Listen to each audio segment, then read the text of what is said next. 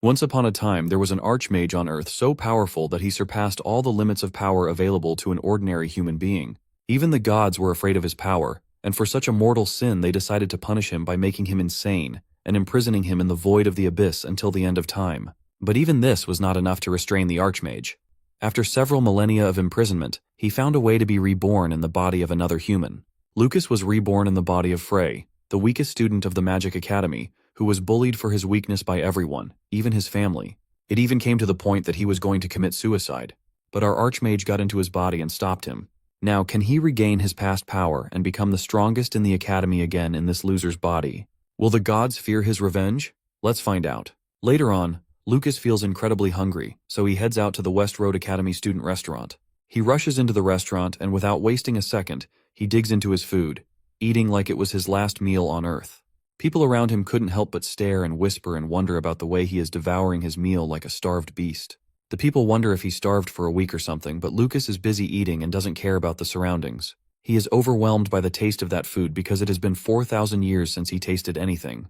Everything just tasted so good and melted in his mouth. After that, Lucas roams around the campus and realizes that he is around 4,000 years old, and he is supposed to take fundamental magic lessons with these kids. It seems pretty much pointless to him.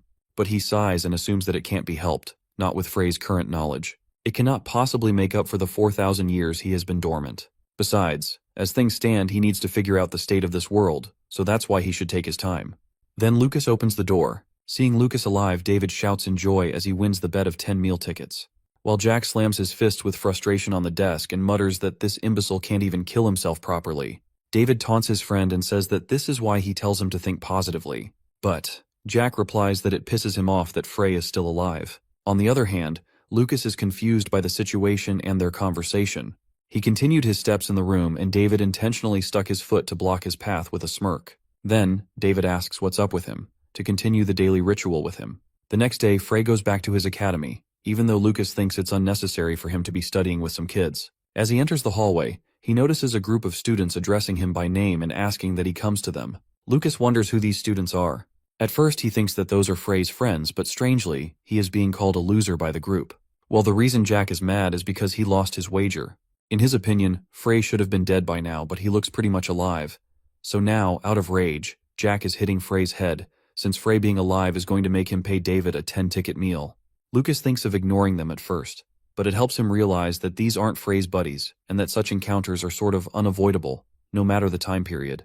People are bound to run into idiotic bullies somewhere. Lucas notices that Frey's body shivers out of fear. He realizes that Frey's body is reacting to the fear rather than Lucas's soul, pretty much muscle memory. Lucas feels embarrassed to be shivering in front of a fatso. Then, Jack pulls Lucas's cheeks and Lucas stares at Jack as he does this. So Jack reaches out to slap him now, but Lucas moves out of the way and Jack can't really land the blow. Everyone is pretty surprised at Frey because he moved away pretty fast. Some of them start gossiping and are quite surprised by what they see because Frey was unable to defend himself and everyone is taken aback. Suddenly, Lucas remembers that Frey only went to commit suicide because these mean bullies. Jack is pretty much embarrassed after he couldn't slap Lucas, so he gets back to his feet and grabs Lucas by the head to hit him. But Lucas swiftly takes his hand out of the pocket and punches him unconscious with a single blow. Jack falls far away on the ground and whoever saw that couldn't believe their eyes that Frey could do that. Someone who had always been so helpless and weak could suddenly show such strength and power. A girl who was watching seemed pretty amused by Frey's defense.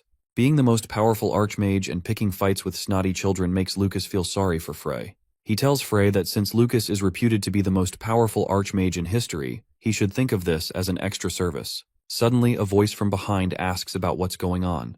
It's Professor Dio.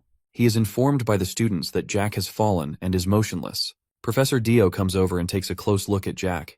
When he sees Jack in the situation, he gets concerned since he is not waking up and has scratches all over his face and body. Professor Dio sees mana-reinforced martial arts marks on Jack's fat stomach.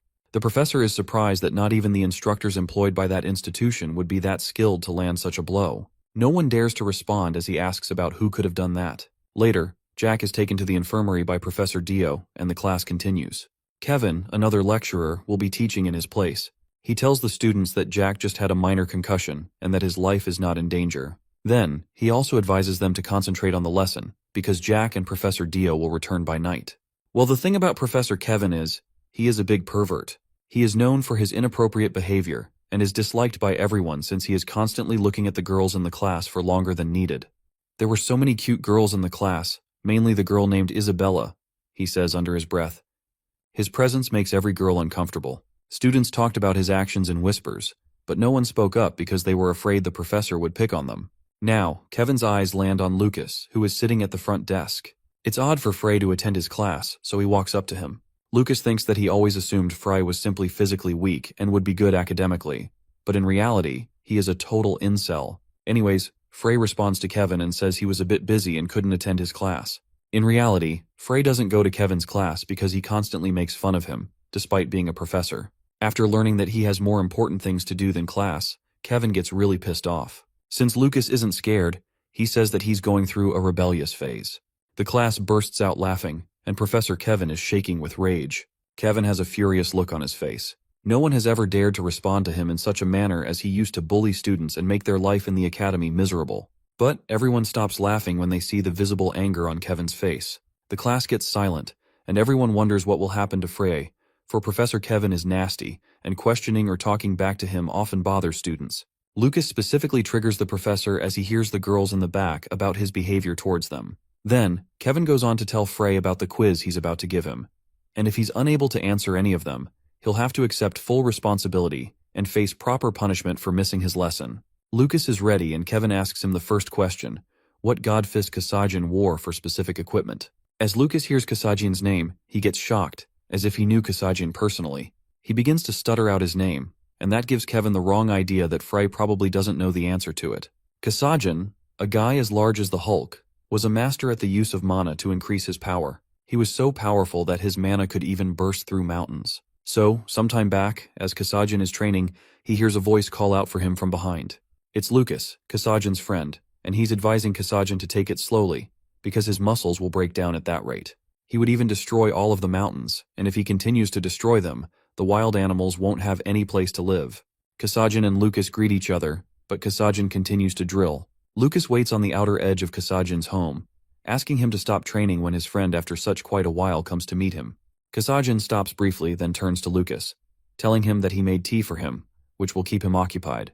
Lucas sighs as he pours tea into a cup and drinks it, wondering what he expected from a musclehead and how he will undoubtedly die a bachelor. Well, Kasajin gets angry as he hears the bachelor thing, so he walks towards Lucas and says that romance is a harmful idea that disrupts one's rationality. Lucas asks him to stop giving his old lectures, but Kasajin says to him that a martial artist must look at women as if they were staring at hard rock. Then, Kasajin ignores him and returns to his workout. Returning to the present day, Lucas is thinking about the memories from his past existence and can't stop laughing. Lucas realizes he's in class and the lecturer is asking him questions, but he couldn't help but laugh, and it seems unreal that his dumb friend, a musclehead, is now a legend to people after 4,000 years. Meanwhile, Kevin is smiling in a wicked way, ready to punish Lucas because he thinks Lucas doesn't know who Kasajin is, and the students mumble that he's had him good because they weren't educating students about all of those textbooks. Isabel, who is sitting at the last desk, thinks it's unfair because the question he asked is completely irrelevant to the class. She steps up and excuses Professor Kevin and says that the topic he placed had little or no relevance to their current class, History of Magical Studies. Everyone in the class starts whispering and gossiping as they wonder how she could have dared to speak up against Professor Kevin. Even Lucas turns to look at her, shook by her audacity. Further, she goes on to say that Kasajin was a martial artist who only used mana to strengthen his physical training.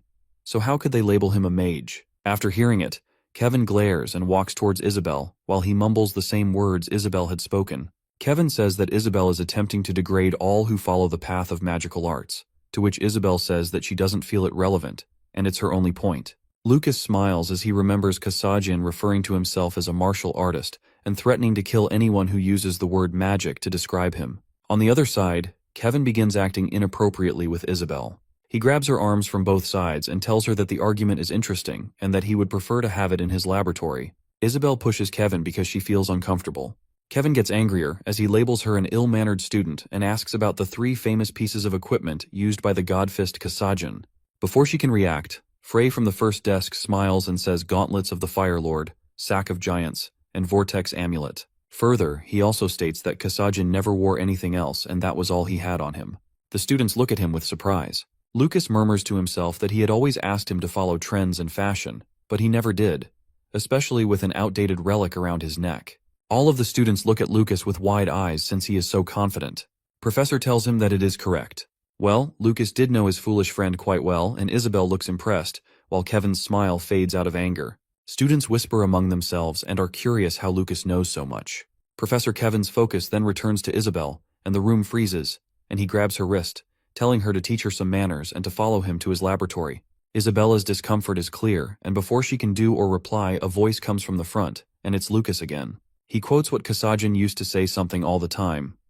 It was that interest in the opposite gender is a needless thought that shakes one's rationality, and a proper martial artist must be able to see a woman as one would see a rock. And those who are obsessed with desire forget their duty and are unable to stand on their own 2 feet, as if they are naught but less than a beast. Kevin looks at him with doubtful eyes, to which Lucas says that Kasajin was mistaken because Kevin was standing on his own 2 feet. Everyone's jaws are on the floor, and students look at Free, unable to believe what they're hearing. Kevin is quite literally shivering with rage, and his face turns an alarming shade of red as he aggressively questions Lucas if he is insane since, according to him, he only got lucky by answering a single question, and he'd see how long his arrogant attitude lasted. He approaches him and says that if he answered even one question incorrectly, he would be punished as a student at that academy.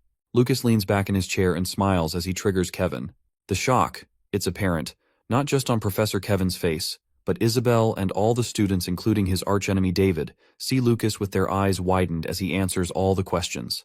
Professor Kevin is staggered, and he is not believing what he is witnessing as Lucas even answered about the era of light, which even the lecturers there wouldn't know about.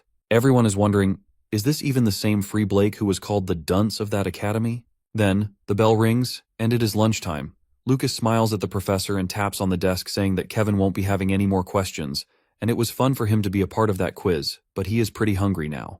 Quite literally, the professor can't believe what happened and wonders how he knows so much about the historical events that took place 4,000 years ago in such detail. After that, Lucas rushes out of the class as if he was waiting for lunchtime.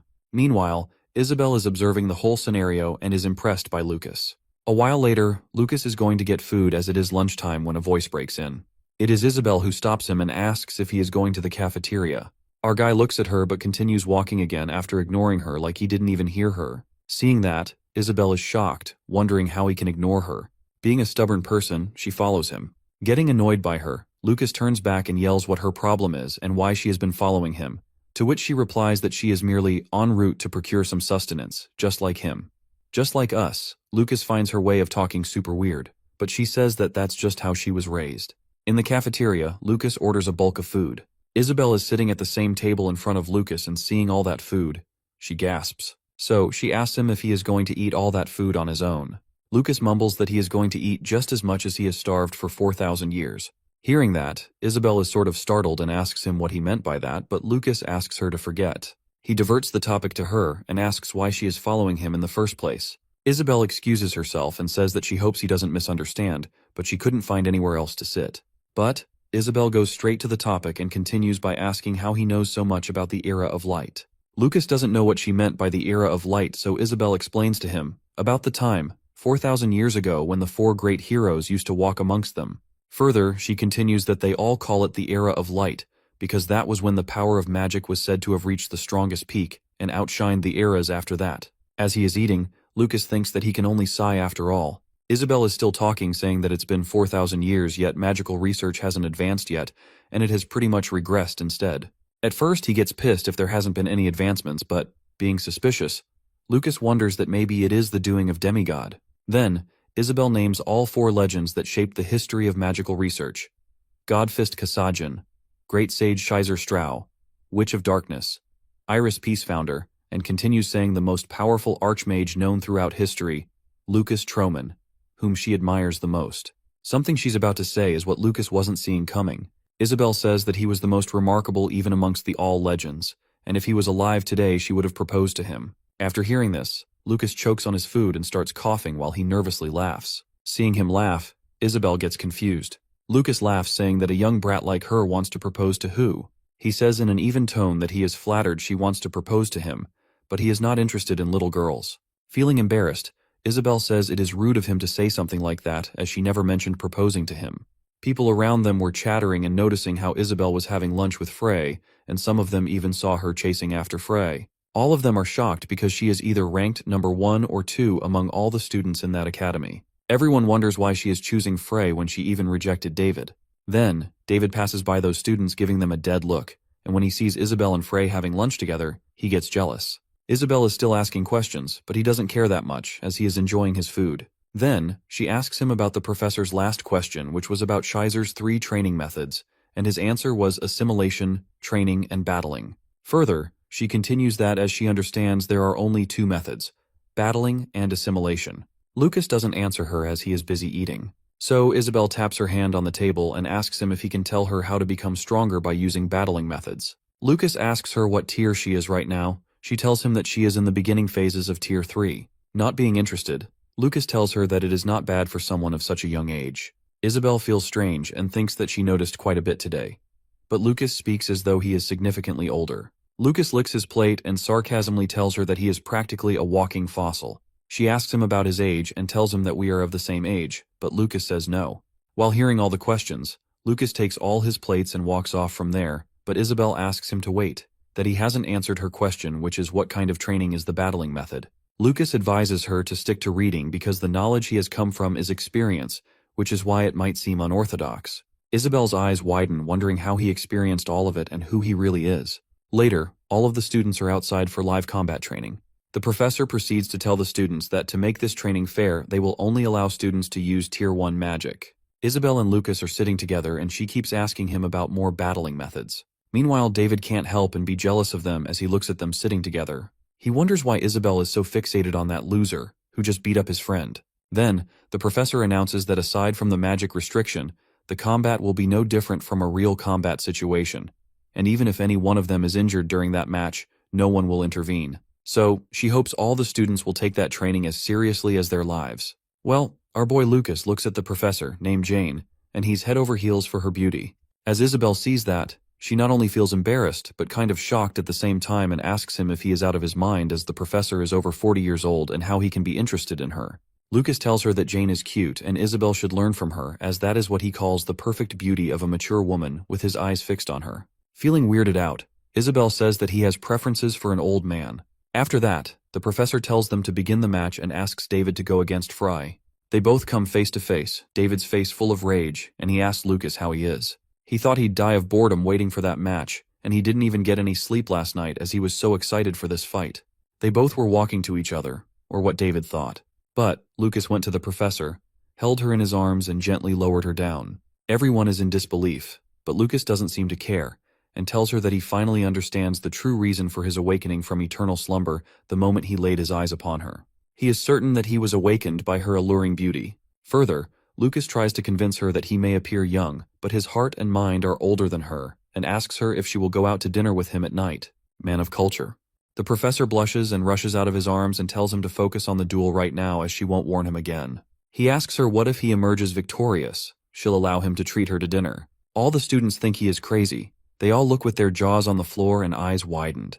David taunts him, saying that he thinks he has a chance to win even though he is a Tier 1 mage and David is a Tier 3 mage. On the other hand, Professor Jane huffs and tells him she'll treat him to dinner that night instead if he emerges victorious. Lucas tells her it's a promise, and the professor is embarrassed and shy at the same time. Lucas sure did get her weak in the knees, and she mumbles to herself that she shouldn't attract herself to a student as it is not appropriate. Then, Lucas goes back in front of David facing him. David asks him if he is crazy or if he was just buttering Professor Jane so she stops the fight.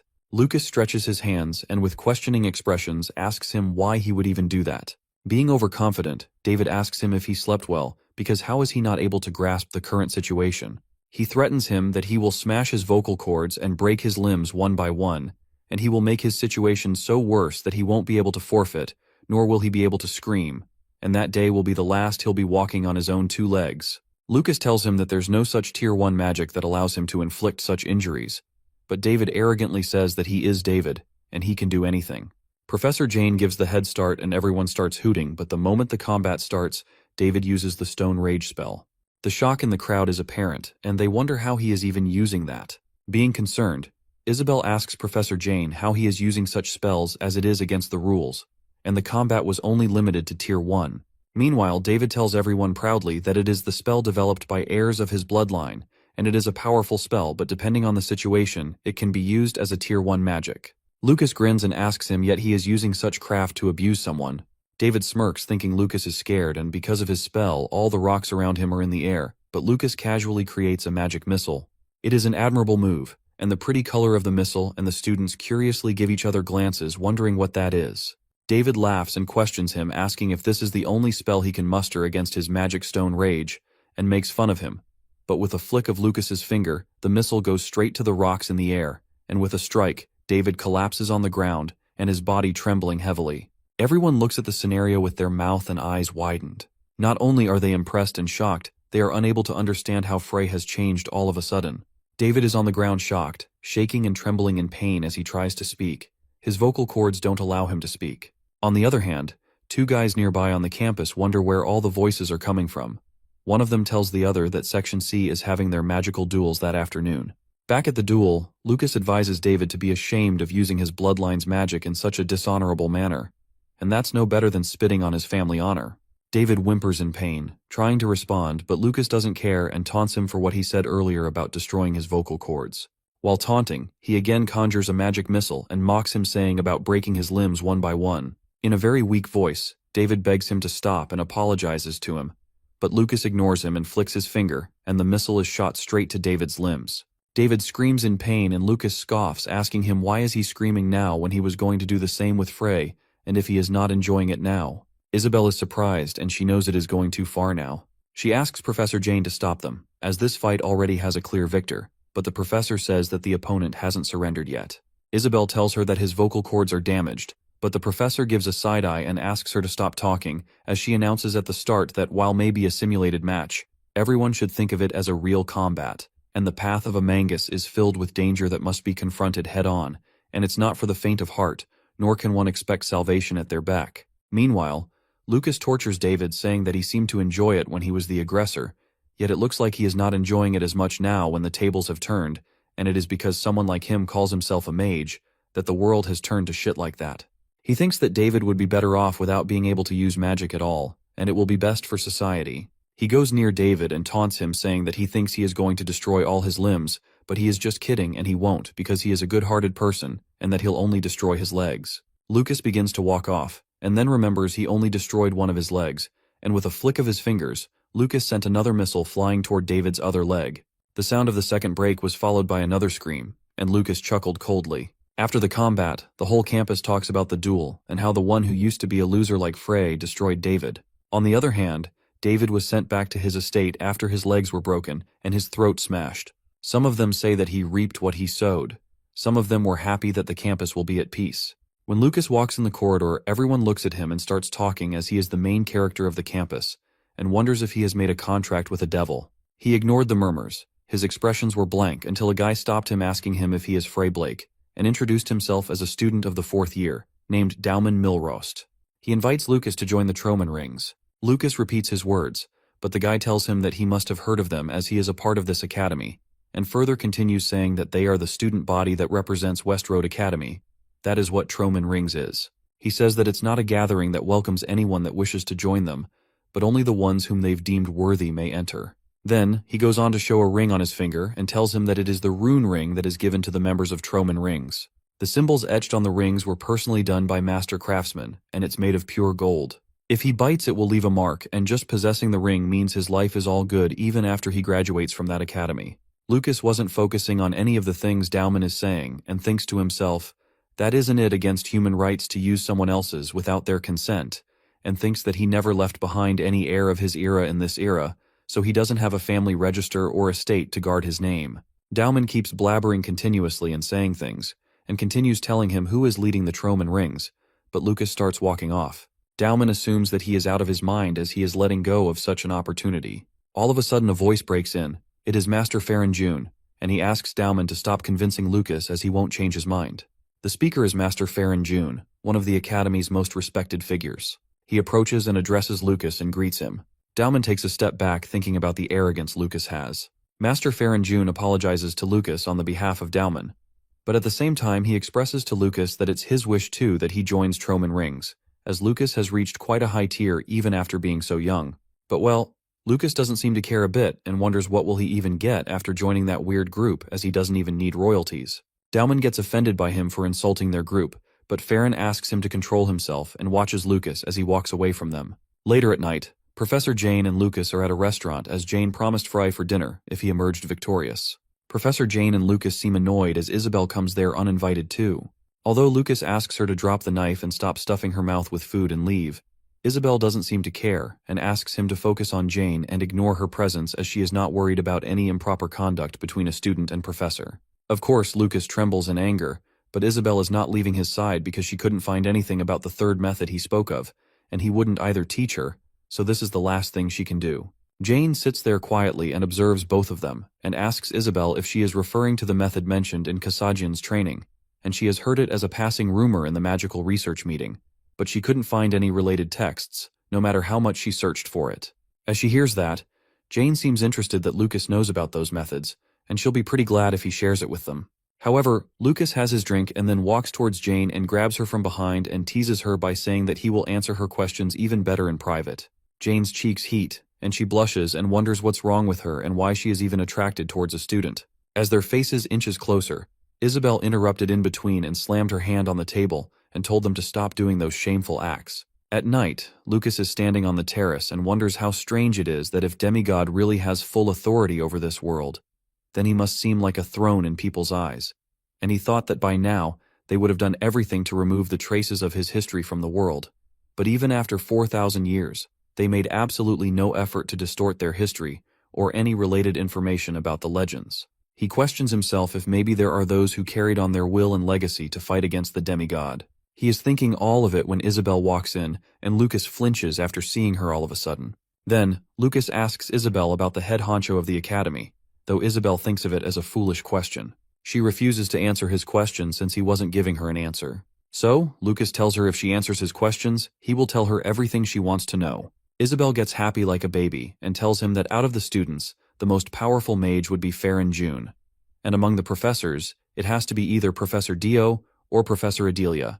But the strongest out of the academy would be her own aunt, Lady Cirrus Tresnine, the chairman of West Road Academy. She is a Tier 6 mage who is renowned within the Empire as the Frost Queen. Professor Jane interrupts and joins their conversation and tells them people say that the limits of a mage are theoretically achievable up to Tier 9, but the last person who is rumored to have reached Tier 9 existed almost 3,000 years ago, but they have no way to prove whether those rumors are true or not. As such, they believe the highest a mage can achieve is Tier 8. Even then, there have only been 10 Archmages who have reached Tier 8 in the whole world.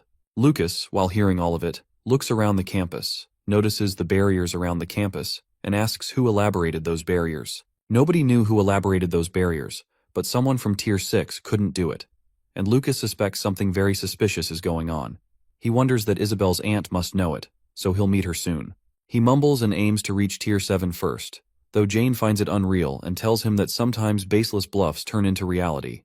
Lucas grins, steps closer to Jane and starts teasing her, but Isabel interrupts again. Isabel threatens that she will report Lucas to her aunt, which makes Lucas annoyed and say that he hates snot-nosed brats, which makes Isabel angry. Jane sort of agrees with Lucas, but Isabel yells at her too. After a while, Lucas is standing there at the terrace, while he thinks about how it could be sabotaging for him to be hasty. After all, he got this opportunity after 4,000 years. Standing alone, he thinks to take things slow because that way will be the fastest for him while he stares at the moon. Even with a broken leg, David decides to come back full of rage, and everyone looks back at him as he's not only yelling, his broken leg has gathered quite a bit of attention. He screams Frey's name and wonders where he is. With the support of walking sticks, he walks while he yells that there is no way that a loser like him could beat David up. Everyone in the academy is worried as to what's going to happen next. Meanwhile, Lucas reads a book when he hears David yelling and saying that he is going to make him regret what he did and why he was born. David continues to yell that he will gather up all his friends to remind him who he is, but before he could even complete his sentence, Frey shoots a magic missile at him. David goes flying back to the ground, and now he doesn't just have a broken leg, but also a broken nose. Once again, he is sent back to his home to make a full recovery. Professor Kevin tells the students about the news, and everyone starts chattering about David's broken nose. Later on, Lucas is going around the campus and wondering how boring everything is. He wasn't really expecting anything major from kids, but he was sort of hoping that they would put up some challenge because after all, this is the West Road Academy, which is supposed to be the most prestigious magic academy. While still in his thoughts, he realizes that he still needs combat experience if he wants to get better at adjusting the level of mana output he can manage with Frey's body. As Lucas is walking in the hallway, a voice stops him calling him a scum. Lucas turns back and sees who that is. It is some blonde guy who is here to defend David. He says arrogantly that he has heard Frey is pretty decent at magic. As he sees Frey looking at him blankly, he introduces himself as Alex, and with every sentence he says, he blurts out a swear word. Apparently he is the senior of all seniors. He's still not done with this big talk and says that wimps like him fall all over him and die the moment he looks down on them. Then, Alex screams about what he did to David, who is supposed to be his cute underclassman. Meanwhile, Lucas can't really tell if he is trying to pick a fight or just run his mouth like that, so he breaks the ice and says if they all are here to harass him. As Alex hears that, he raises his hand to teach him some manners, while he asks if he is looking down on them. Once again, Alex begins to run his mouth and says that he is the guy who participated in the magical martial arts tournament and came 16th place. Lucas could not help but yawn at that commentary and says that this was a grand introduction for an ordinary school bully who decided to gang up on a single student. Alex wants him to shut up, but before he could blabber anything else, Lucas shoots him with his magic missile and he goes flying back. Quite literally, nobody could believe that a loser like Frey could knock out Alex. The other bullies begin to yell that he could have just waited for him to finish speaking and then attack him. Lucas does not have time for that, and excuses himself that he can't get mixed up in this dumb squabble. But the bullies are not going to let him go, and one by one they introduce themselves to him, and now Lucas is getting pissed off, and with a single shot, he takes all of them out. Then, he sighs and just murmurs to himself that at this rate he will turn into a boring bully as well. Later on, he is sitting in a class and getting pretty bored. But Isabel shows up and tells him that there is a rumor going around about the infamous student who has been crushing all delinquents with the magic missile. Lucas seems still pretty much bored, that he hasn't had any opportunities worthy of using his magic, which is stronger than a magic missile. Meanwhile, Isabel just stares at him while he's keeping his head on the table. She can't help but think how dreamy he looks. Then Lucas asks her what she is doing here and she flinches and her notebook falls down. After that, she tells him that she tried to heed his advice regarding the alchemical concoction. He looks at her and she further says that she knew that Troll's blood was ideal for mixing the formula, but the ratio of 7.3 with the magical crystal he mentioned produced very unexpected success. With still his head on the table, he tells that she will probably get much better if she uses the blood of a half-troll instead, as the blood of a half-troll has just the right amount of corrupt substance mixed in their blood. Isabel, once again, is surprised and wonders what he will teach her this time. And with a fed-up look in his eyes, he wonders when did he take on an apprentice. But then he thinks that this kid has good potential, and if he tutors her well, she might reach tier 7 or tier 8. So, Lucas tells Isabel that he will teach her that training method after all, and she gets super happy. He informs her that they will spend the holidays going on a journey for training purposes, and if she agrees to come with him, he will show her what it means to learn from the battling method. Further, Lucas continues that this venture may be risky, and there is a good chance that she might not return alive, so if she is not set on it, he will suggest she give up quickly, but before he could even complete his statement, she agrees to come with him. Lucas sweats at her hasty behavior, but Isabel is quite literally excited to continue and venture with him on a journey. Isabel shows up with the huge luggage with herself. Lucas of course gets shocked seeing her large backpack and couldn't help but ask about the luggage, if she is going for camping. Isabel shouts and tells him that women need many things to prepare for these types of journeys, and changes the topic to ask him where they are traveling to. Lucas tells her that he is thinking of visiting Mamta, España. It surprises Isabel, and she tells him that España is known to be the heaven of the most dangerous monsters. That makes Lucas curious and asks her if she knows any way. Isabel puts her luggage down and takes out her map and shows him that even if they take a warp gate from Española, according to her, it should take them half a day to reach España. She heard the rumors that the mountain is home to many of the dangerous monsters there are, so Lucas playfully asks her if she is scared. Isabel tells him not to look down on her. She glances at him, and adds that she never once doubted that the adventurer wouldn't have its own share of hardships. Soon enough, they continue towards their trip. Later, Lucas asks Isabel about the warp gate she mentioned. She tells him that it's a magical ritual that allows long-distance teleportation. Surprisingly, Lucas exclaims about how convenient it is, and it just slips his mouth that they never had that 4,000 years ago. Isabel gets startled. Then, Lucas realizes that magical levels are lower amongst the modern-day generation as they lack knowledge of magical arts, but they've developed convenient magical tools. But the warp gate is truly a fascinating one. Then, Lucas covers his words and says that it's a warp gate that he finds convenient. Isabel tells him that it's just a bit expensive, so he asks about the cost. So Isabel explains that it's quite a distance between Chaos Symphonia to Española, so it might be around 10 gold. Lucas gets anxious because his whole saving amount was 1 gold. He realizes that Isabel is also noble, so couldn't help but ask her about how much money she got on her at the moment, but she tells him that she hasn't brought any money. Isabel was taught that living a life of luxury will make one become accustomed to being lazy. This is to be their journey for training purposes. Of course, she wouldn't have brought money with her. Lucas shouts and tells her to go home and bring some money. She refuses and asks him to make sure that isn't their first trial involving creating funds for their adventure. Shouting again, Lucas says that it's odd coming from someone who packed luxury camping gear behind her. This time Isabel shouts back and says that it's different. A woman must prepare many things for such journeys. At this point, Lucas gets frustrated, so Isabel reassures him, saying that they will find a means of traveling once they reach the capital. Then, out of nowhere, she asks him if he has worked part-time at all. Frey replies that he never worked before in his life. Once they reach, they see a huge ship. Lucas asks how they will ride it for free. Isabel tells him that it's free for West Road Academy students only. Then, Lucas figured out the reason for so many students there. He starts to assume that they will serve amazing dishes on board, and wonders if they will have a meat menu. Isabel says that she heard they serve only the most extravagant cuisine made with the best ingredients. Hearing that, Lucas is already feeling hungry. Later, a purser informs them they are full and will be back in 4 days. Lucas gets freaked out and falls on the ground by disappointment. Purser advises them if they are in a hurry, he suggests them to board the Cortez instead. It isn't that bad, but comparing side by side they don't feel thrilled. On the other hand, a group of pirates are planning a hunt on the Cortez. The captain is guiding the plan to the whole group that their target is the vessel passing through the straits next to Geotanbul. They will wait for them to pass by the Oscal Islands and strike them once they are within range of their ships. Back at the port, Cortez's captain, Mac Martinez, welcomes Frey and Isabel. He tells them that they'd be stranded for 4 whole days at the docks. Isabel asks him why there are so few passengers, as this seems like an excellent vessel. Captain replies that this ship passes through the Oscal Islands, but those islands are said to be frequent hunting grounds for pirates as of late. Isabel gets scared and asks if she really heard the word pirates. The captain reassures her by telling her that this vessel is being escorted by 2 warships, and each of those ships has a Tier 4 mage serving as our bodyguards for this voyage. They are seasoned veteran battle mages from the Magic Association. 2 of them should be enough to deal with any pirate threats in these waters.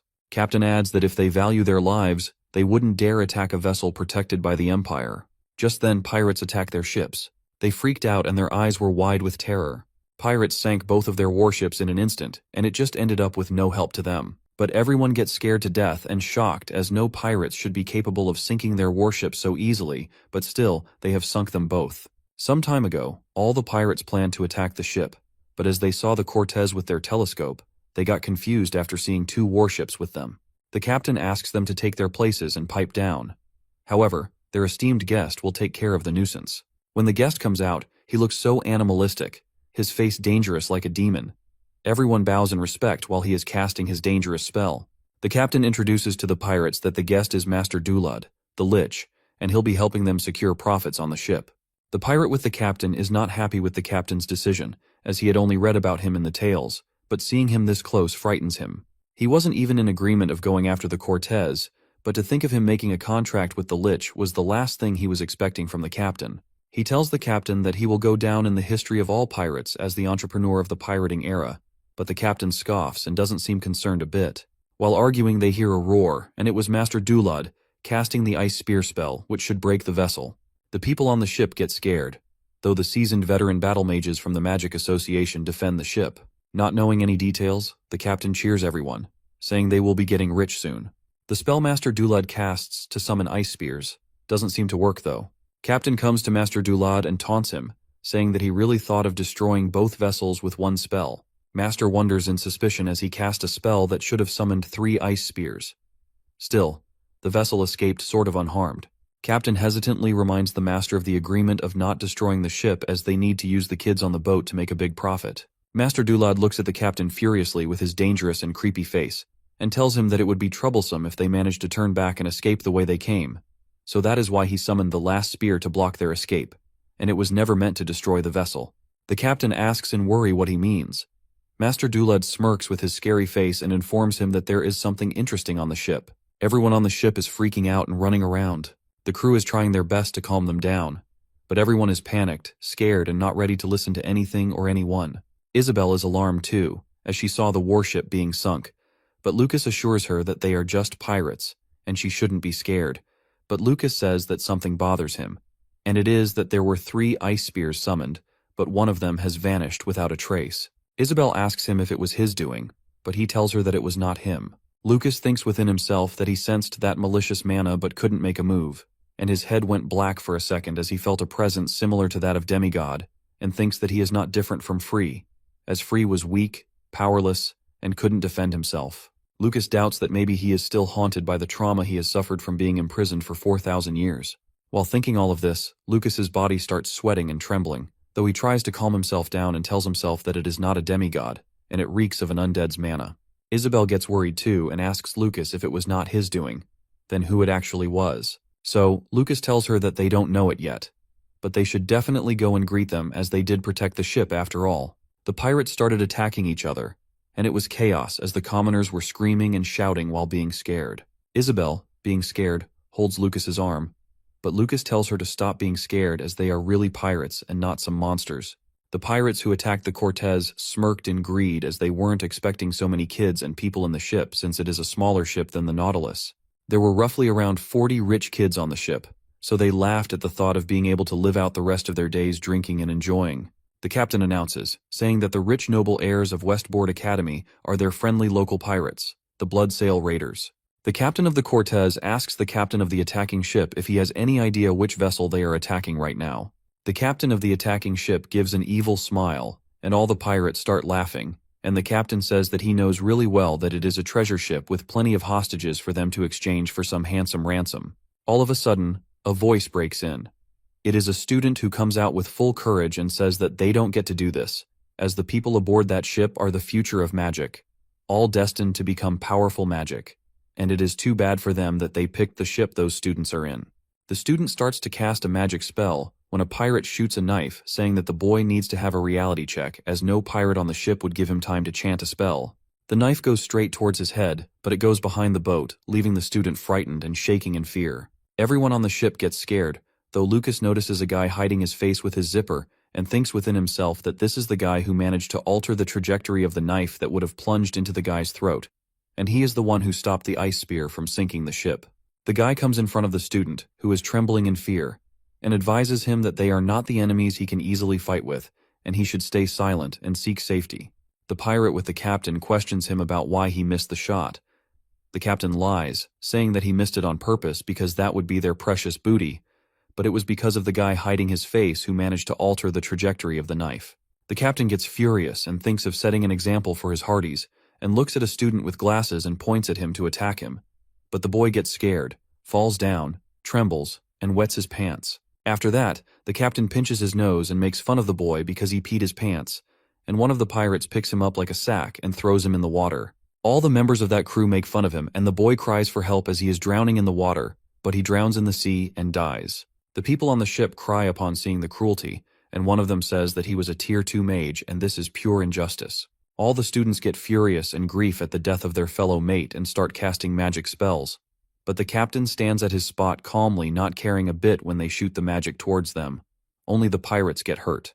But the captain remains unharmed, and a vessel is created around the captain. This leaves everyone shook, but when the Lich appears, everyone starts trembling in fear. Isabel screams in fear, but Lucas remains still. A man from the crew shouts, saying that they have all gone mad as they made a deal with the Walking Dead, and they all are being used as the undead never make deals with the living mortals, and wonders what they were thinking before doing all this disaster. The captain seems not concerned a bit and mocks with pride, saying that they only care about money as he was greedy of money and power. People on the ship tell him that even if he is in profit, this is an insane thing to do. Isabel, after seeing the scenario, is scared and tries to hug Lucas, but he tells her to stop clinging to him, as it is very hot already. And can't she see how humid it is out there in the middle of the ocean? She hugs Lucas's arm and tells him that those pirates are not just ordinary pirates, and they are definitely in danger. Then, Master Dulad says that a Lich has to be at least an equivalent of a Tier 5 mage.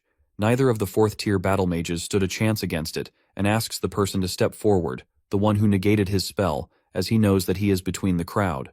He roars and asks him to show himself, and casts a magic spell saying if he insists on hiding, death will descend upon everyone on the ship. Getting furious, he starts destroying the ship while casting his spell faster than ever. Though the captain hesitantly tells him that he didn't agree on this when the Lich looks at him with his scary red eyes, he flinches and shuts his mouth. In an instant, all the people hear footsteps of someone coming forward.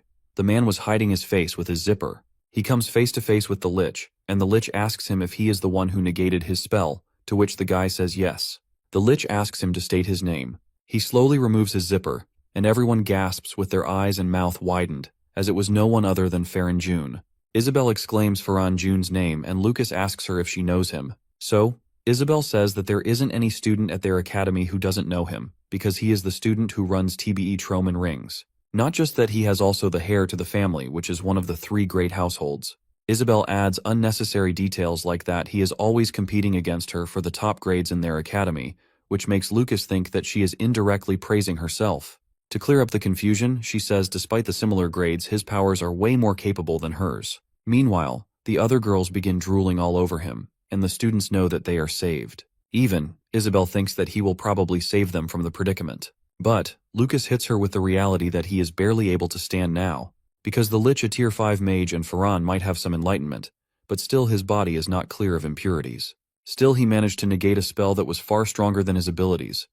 Honestly, a miracle that he is standing right now. All of that makes Isabel think that maybe Lucas is more powerful than the Lich, but he doesn't seem to care about that, and tells her to get away from him since she is holding his arm.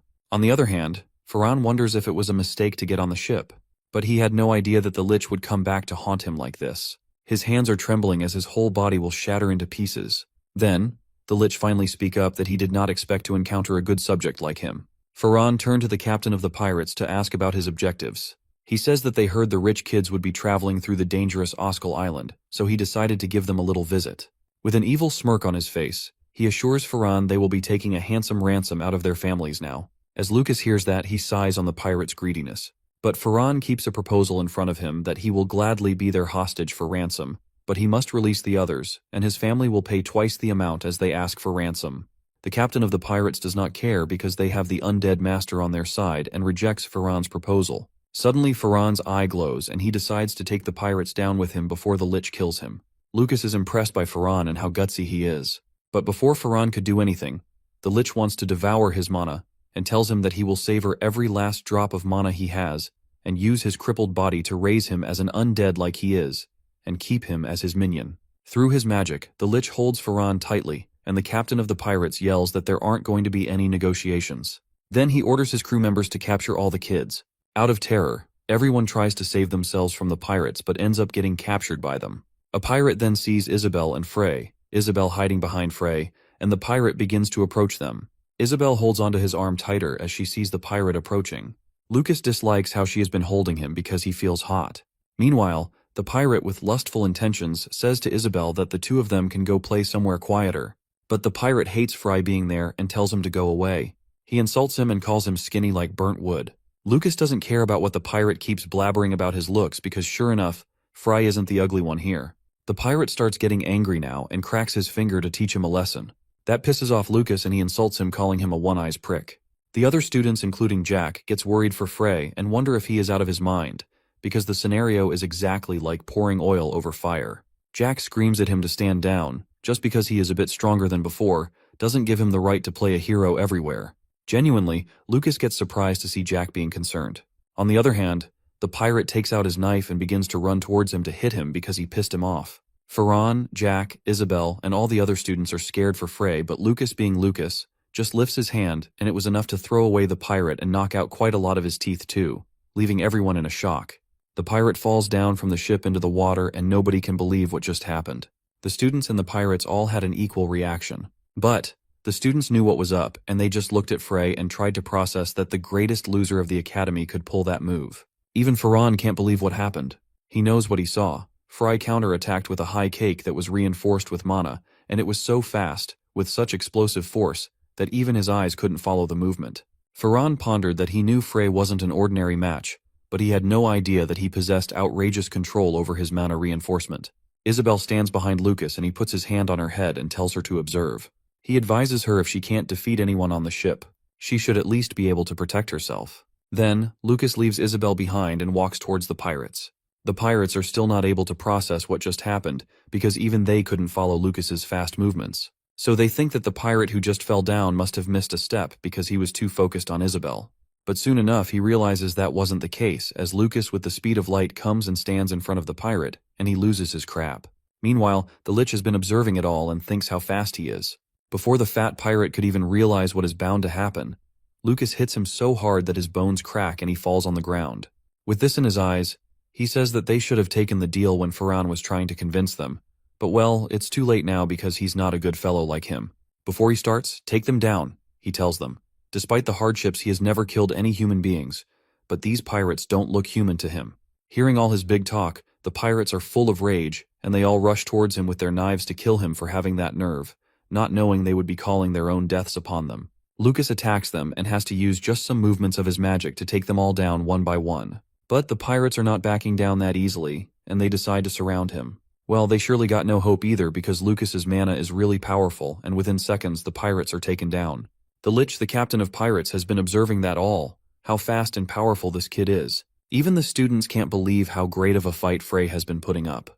A girl was struggling to release herself from a pirate and Lucas rushes to save her and kicks off the pirate, releasing the girl. Lucas is fighting like a straight out of a movie, yet the pirates can still believe that there is only one guy who has been taking all of them down. Having some sanity, some pirates beg for mercy, but yes, it's too late now and they all get wiped off too. Suddenly, he hears a pirate who calls him a monster and threatens him that if he tries to move just a muscle, he will slit Isabel's throat open, since he has been holding her captive. Lucas turns back to look at him and knows what is going to happen next.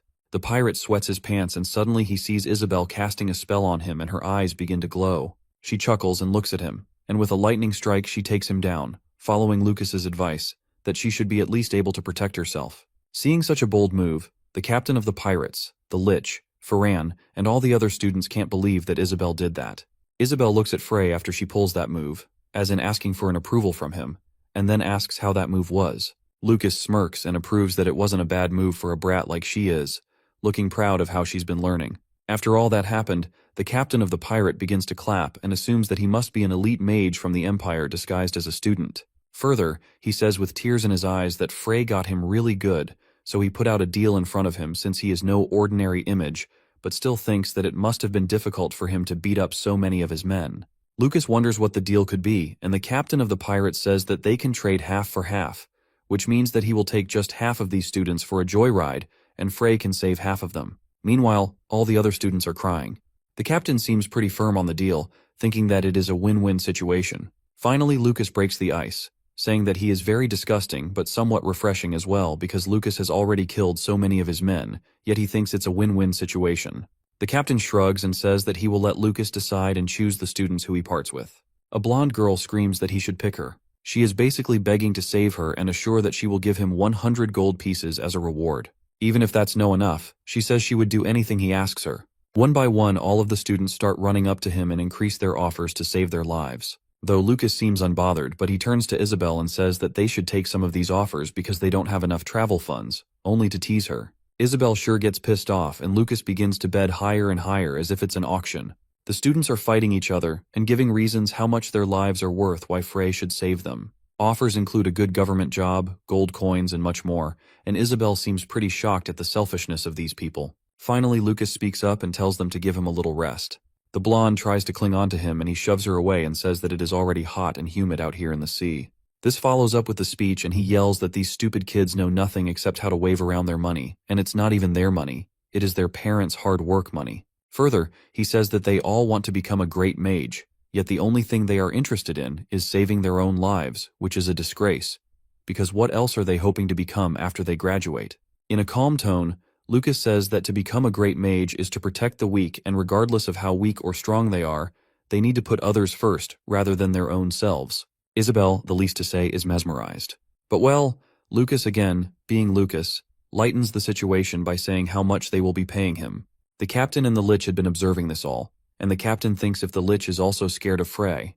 The Lich tells the captain to not be a fool because there is no human who is stronger than him, as if he read the captain's mind, which scares the captain a bit, because now he gotta be mindful of what he thinks too. The Lich says that he was simply observing the boy because the man emitting from him is something he has never seen before, and it is a talented magic martial artist. Still, he's just a tier 5 mage. Suddenly the Lich's clothes come right off, and he knows that Frey is still going to be unable to defeat him. Seeing the intense mana radiate out of the Lich, the The captain begins to butter up the Lich and says that he knew he could have faith in him. With Lich's eyes completely red, he speaks to Lucas, saying he has killed countless practitioners like him, so he should just give up and become a part of him. Lucas sighs and says that he can't find him likable at all because he speaks just like demigod. That infuriates the Lich, and with intense power, he releases a living missile to hit him. Despite the spell being powerful, which scares all the pirates and the students, Lucas swiftly dodges it. But even after dodging the missile begins to make its way back to Lucas. Isabel screams at Lucas to be careful because that is a tracking spell weaved into the projectiles, and it will just keep following him. Well, Lucas is aware of that while Farron sweats and thinks Frey is in danger. That is because the tracking magic isn't directly controlled by the Lich, rather, it is a trajectory which is constantly altered on its own to aim for the target. Meanwhile, the Lich still can cast spells in addition to the tracking spell. The Lich throws out another spell named Bone Hand, and some hands begin to emerge from the deck of the ship, following Lucas all around. The captain is having fun at that sight, thinking that finally Frey can be taken down. And well, the hands crash on Lucas, and Isabel yells out for Frey, out of concern. Being concerned, Isabel uses her magic to find where Frey is. After a lot of struggles, she is unable to see where he is and yells out for him multiple times, and after they get no answer, they all assume that he probably died. But the missiles are still in the air, and suddenly the Lich sees that they are coming directly at him, and he tries to form a barrier around him. Since the missiles are quite powerful, they form cracks in his barrier and leave him pretty confused. Suddenly, Farron notices that his seal has been unlocked and he's free. Out of frustration, the Lich begins to throw attacks randomly and wonders what is happening, because the living missiles should be logged onto Frey. Moreover, they should have vanished the moment it stopped detecting his life energy, leaving everything beyond the Lich's comprehension. To their surprise, Lucas is standing right behind the Lich, leaving everyone's jaws on the floor. The Lich turns back to see where he is, and wonders how Frey manages to dodge all of those attacks, and is caught behind him through a blink. Lucas explains that he really likes admiring the back of his head, because when he is at the back, he really can't see the Lich's ugly face. About to lose his crap, the Lich still wonders. How was he able to do all of this on an unstable deck, because that must have required Frey to go through at least 5 different simulations and calculations, and even he is incapable of doing that, an undead being unable to reach the level of a mere mortal being. Then, Isabel asks Frey if he is okay, but as he turns back to look at her, she cannot believe what she had a vision of. She sees Lucas Troman and she begins to sweat. After that, Farron sees the Lich forming a whole lot of ice spears. It is the same spell that destroyed the warships, and all the students' eyes are filled with fear. Meanwhile, the Lich thinks that he has a bad feeling about Frey, and just in case he should destroy the whole ship with his ice spears. Though he regrets that he wasn't able to feed on the mana of Farron, but it is too late anyways. He releases the ice spears to wrath the ship, but a barrier stops all of his attacks. Seeing that, the Lich is shook by the defensive barrier that Lucas formed. On the other hand, Farron can't believe that he literally was vomiting blood after negating a single spear. Isabel is still in the same state she was in a while ago and wonders who Frey really is. The Lich still in the sky gets furious. That is when Farron and the others see that the Lich forms an ice spear of a size he's never seen. Humongous. Then, the Lich throws that on the ship. But Lucas jumps and defends the whole ship from the attack by cracking the ice spear into 1,000,000 pieces, leaving the Lich completely shook. Then, Farron and Isabel, with their magic, form a barrier around the ship to protect from the broken ice spears from falling on them. The Lich and Lucas are outside the barrier, and the Lich thinks that Frey shouldn't be more powerful than a Tier 5 mage. It is literally impossible for a human to make a crossover with him. Lucas says something confusing to him, and the Lich realizes that Frey is way beyond Tier 5. Then, Lucas sighs and says that the Lich should try harder because he was just starting to feel good, since it is not every day that he gets to use spells which are stronger than the magic missile. Of course, the Lich is now getting scared and screams who Frey really is. So, Lucas tells him, he is widely known as Frey Blake, the super loser of West Road Academy. But, then, he gives his actual introduction, that his true name is Lucas Troman, and he is the one who returned to this world after 4,000 years to teach valuable life lessons to mad fools like them. He is the history's most powerful Archmage. Isabel and Farron can see them talking, but they are so high up in the sky that they can't really hear them and wonder what they are talking about. On the other hand, the Lich screams how he dares to speak lies because Lucas has been dead for ages now.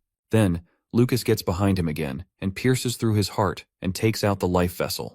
The Lich can't really die until this life vessel is completely destroyed. Since the location is different for all of the undead beings, it was a little difficult for Lucas to find it. The Lich knows it is game over for him, so he tries to convince Lucas to stop, but without wasting a single moment, Lucas destroys it, and the Lich finally dies. Everyone, the students, the pirates, Isabel and Ferran, and standing completely shaken, how easily Frey took down the Lich. But the pirates know how much of a grave situation they're going to be in now. The captain of the pirates, he sweats and thinks, how did an undead die? It's his time to get cooked. Lucas stands behind the captain and sentences all of them to death. The ship is a total wreck and all the pirates have been killed, including the captain whose body looks like it's been taken a bite out of. Lucas stands alone, who defeated all of the pirates all by himself, leaving all the students shook. Quite literally, Isabel can't believe her eyes. As the dawn breaks, they all reach their destination, and Isabel and Lucas begin walking out of it. Suddenly a voice stops them. It is Ferran, who praises Lucas and says that his powers were simply extraordinary and he was really impressed. Lucas once again ignored Ferran, and Isabel gets awkward because of Lucas. Then Ferran stops him and bows in front of him that he has saved his life and he will make sure to pay back his debt. Feeling awkward, Isabel stops Ferran and says that it's unnecessary. Finally, Lucas talks to him and asks how he is feeling because his internals must be destroyed after negating a spell from the Lich. But Ferran explains that he feels better because he had the chance to spew out all his impurities along with some blood. Lucas laughs and tells him to stop bluffing. Meanwhile, Isabel says that he is being disrespectful towards him. As they are making their way inside the town, Ferran asks him what happened to him exactly, because just a few weeks ago he was a no-show and a loser of the academy, and now he literally defeated a Lich of a high caliber. Further, Ferran says that he has heard Freyblake's name before, and he was known as the most untalented student in the entire history of Westwood Academy. But in the last few weeks, he has come into prominence. That only means that he has been hiding all his true powers this entire time. But Lucas dodges the topic and says that all kinds of things happen in life. Ferran wants to ask him further, but he chooses not to.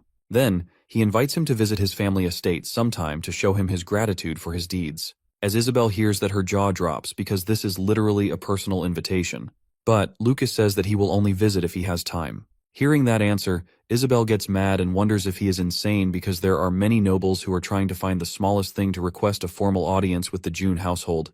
Meanwhile, Lucas gave a very lame excuse. It clicks in his mind that he could ask Ferran for some money, around like 20 golds. Isabel can't hold it in her any longer and screams at Lucas that how can he use this opportunity to request for money out of all things?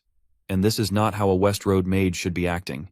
But Lucas is aware that Isabel isn't the smartest cookie, and reminds her that they are in this mess because she was too stubborn to not bring any money with her. On the other hand, poor Ferran is getting nervous, and he says he is fine with giving them the amount, but he needs to know what they intend on spending it over. Lucas was straight to the point and says he wants to get a ride from Chaos Symphonia via a warp stone. So, Ferran takes out his bag and gives them 300 gold coins and tells them to take them as a sign of his gratitude. Seeing 300 gold coins, even Lucas gets a bit embarrassed, but Ferran insists for him to take them. Later, they begin to walk in the town, and Ferran tells him that he would like to invite him over immediately, but he is in the middle of a marriage discussion with his fiancée. Lucas laughs and tells him to stop bragging, but Ferran explains that his marriage is not as pleasant as it sounds, because it was planned all by his father without his consent. Well, Lucas, being a man of culture, directly asks if his fiancée has an older sister or an auntie. Isabel shakes her head and screams that Frey should give it a rest. Then Ferran tells further that he was told that she is the daughter of the esteemed Aquadeed house, which is said to be a powerful household that has produced many famous knights. Yet, he still isn't sure that they will get along. He isn't even sure that they will like him after they learned their fiancé-to-be is a weak mage. As Isabel hears that, she says that statement is full of contradictions because he surely is far from weak. But Lucas assures him that Ferran got a handsome face to make up for everything else, not the assurance Ferran was looking for. Once again, Lucas reminds him that he needs to tell him if his fiancée got a hot older sister or an auntie. Being annoying, Isabel stops him and screams to stop his obscene thoughts going on in his head. Seeing them fight like kids, Ferran begins to laugh loudly. Isabel and Lucas look at him with a strange look, and he explains that he hadn't laughed like that in quite a long while. After reaching a bridge, Lucas and Ferran have to part ways. Ferran reminds him to visit his estate and he will properly repay the life debt he owes him. Again, Lucas replies the same way. If he has time, he surely will pop by. There is a moment of silence between them, and Isabel finds it a beautiful sight. Then, they bid farewell, and Isabel thinks that they look like they are old friends. As Ferran leaves, Lucas says that is how real nobles should be like, and how deep pockets he got. Isabel gets annoyed again by his statement and screams at him that she's sorry for being a poor noble. Isabel comes out of the changing room being happy and flaunts her dress in front of Lucas and asks him how she looks. Lucas, on the other hand, looks pissed and starts yelling at Isabel and tells her to pack her things and go home, and then asks how she is planning on training with such an outrageous outfit in the mountains and telling her to go and change into something light and easy to wear. Isabel looks at him with confusion, and when she realizes that Lucas has scolded her, she gets furious at him and tells him that she obviously knows it, and she was just trying to show off some of her fancy clothes, and screams at him, asking why he is getting mad at her for no reason. On their way to the warp stone, both of them were walking side by side, when Lucas lifts a pouch which he was carrying and admires it, saying that it is a very handy tool as it is imbued with spatial magic to allow you to carry so much stuff with minimal weight. Isabel looks at Lucas weirdly, wondering if it's the first time he has seen a pouch, as it is a pretty common item. While walking, Lucas thinks that he noticed it when he hears about the warp stone, but civilization has advanced considerably. The population has increased a lot since back then. Even so, he would have never predicted this, but considering 4,000 years have passed since then, still he can't say there have been a lot of changes in the world. Something clicks in his mind, and it is that it could be possible that Demigod is responsible for stalling the development of human civilization. But the question arises, why? Maybe he was afraid that he wouldn't be able to maintain his power once humans advanced further, but it is not really possible because they look down on humans as if they were mere bugs to them. Suddenly, a voice breaks his thoughts. It was Isabel informing Lucas that they have arrived at the warp stone, and what was he even thinking about while being so focused? Lucas scratches his head with confusion, wondering how they arrived there so early. When they walk in, they see a big ground that is called a magic circle. A man announces that the warp will start soon and advises all the passengers to stay within the magic circle at all times. Lucas looks pretty fascinated, and makes an assumption saying that it's pretty ingenious as they all share the same warp stone. But Isabel finds him pretty dumb, and murmurs to herself that he is starting to make her feel embarrassed. Lucas grins and tells her to be careful because if someone is not used to long-distance warps, they might get warp sick. Isabel gets sick of him and starts screaming at him, saying she already knows it. Her screaming gets interrupted as the warp starts, and with a sudden spell of magic, they arrive in Hispania. Lucas looks around and thinks that even after 4,000 years it has not changed a bit, and asks Isabel to get going. Meanwhile, Isabel feels nauseous, and Lucas taunts her, saying that he literally told her that she would get warp sick. But Isabel denies it, saying that she has not eaten anything since morning, and she didn't get warp sick. Lucas regrets making her come with him and should have just left her behind. At a nearby restaurant, Lucas orders a meal, 5 servings of bread, lots of meat, and a pint of beer. After hearing the word beer, Isabel freaks out, asking Lucas if he has gone crazy and he shouldn't drink it. But Lucas doesn't care, and tells her that he hasn't had it for so long, and people should sell it in school too. The man on the counter brings their food and interrupts, saying that it is obvious. It's illegal to serve alcohol to minors, though Lucas tells him that he used to drink all the time when he was 13, but the man finds it nonsense. When the food is served on the table, Lucas, without hesitating, starts stuffing his mouth.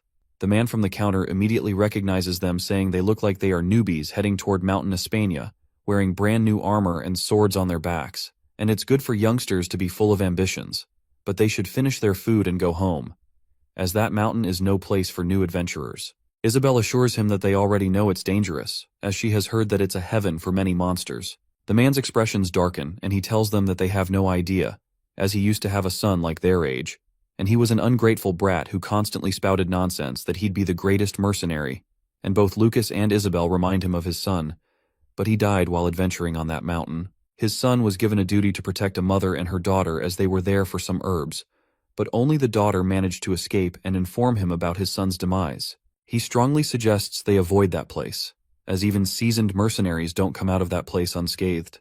Lucas seems nonchalant and asks him to tell him more about the monsters, but Isabel looks worried.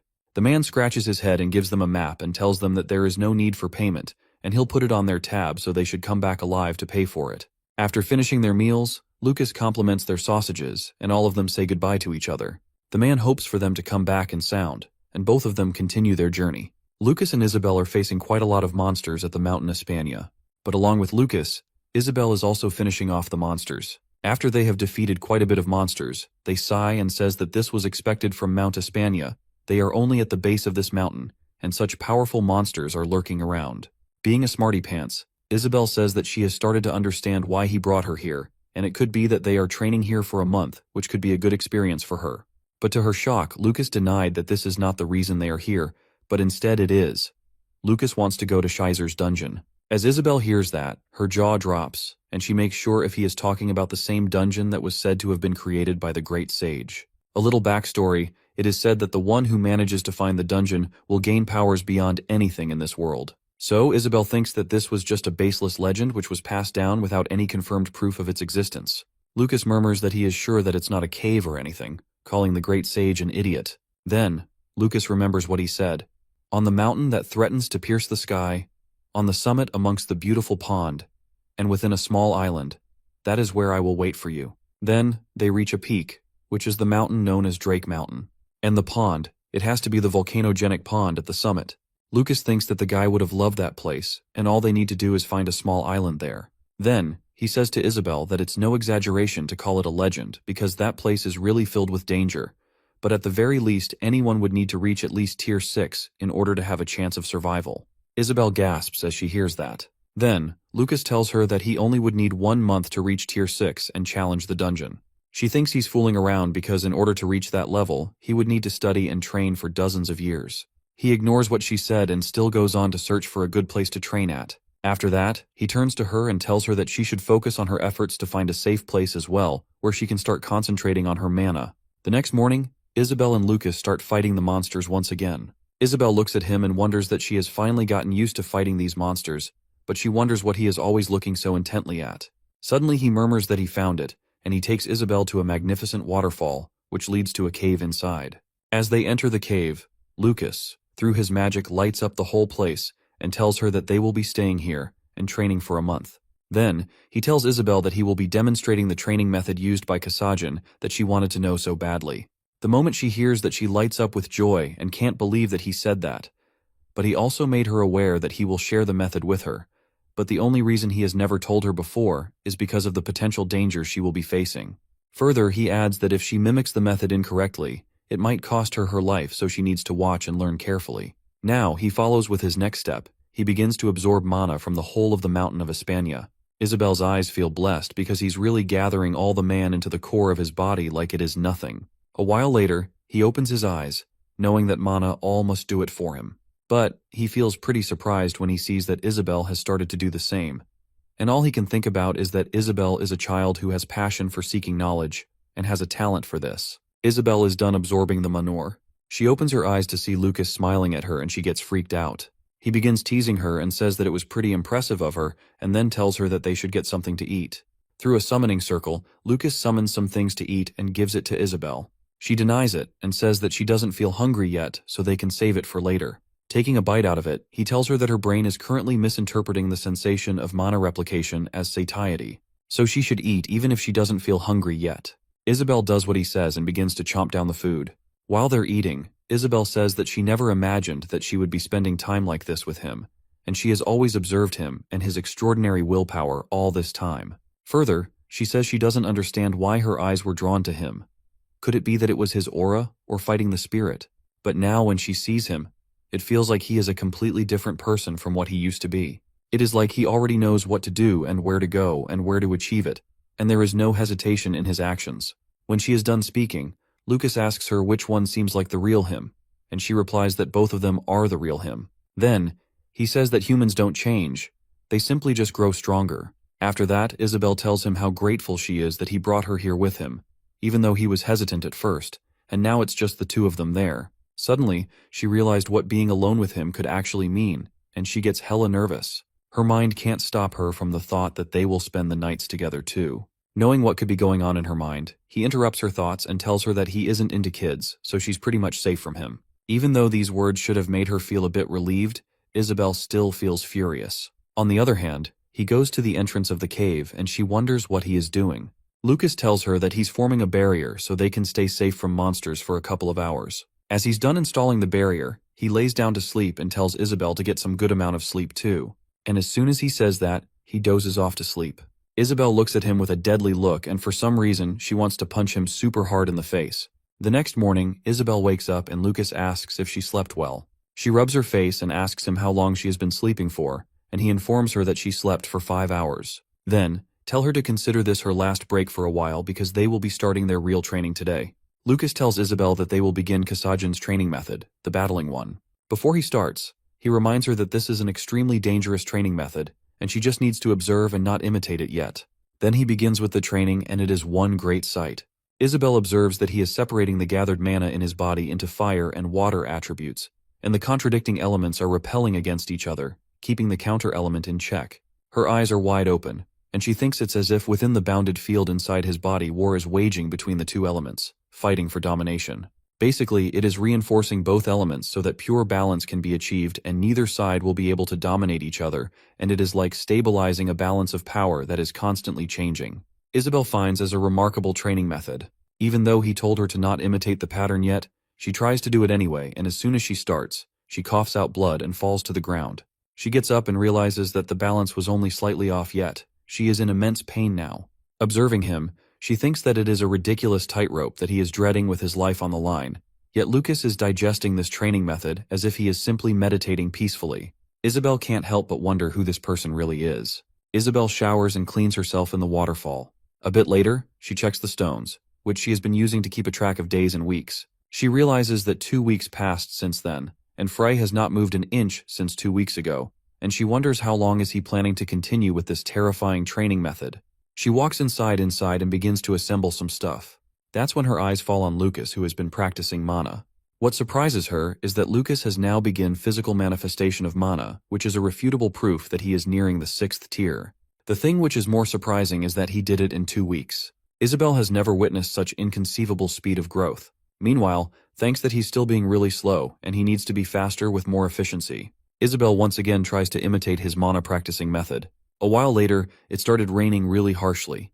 It was creating a whole lot of sound. 3 weeks have now passed and the sound of rain distracts Isabel a bit, and when she opens her eyes while she is practicing mana, she begins to cough blood once again. Soon enough she realizes while wiping the blood off her cheek that the slightest lapse in concentration is all it takes for the balance to crumble down.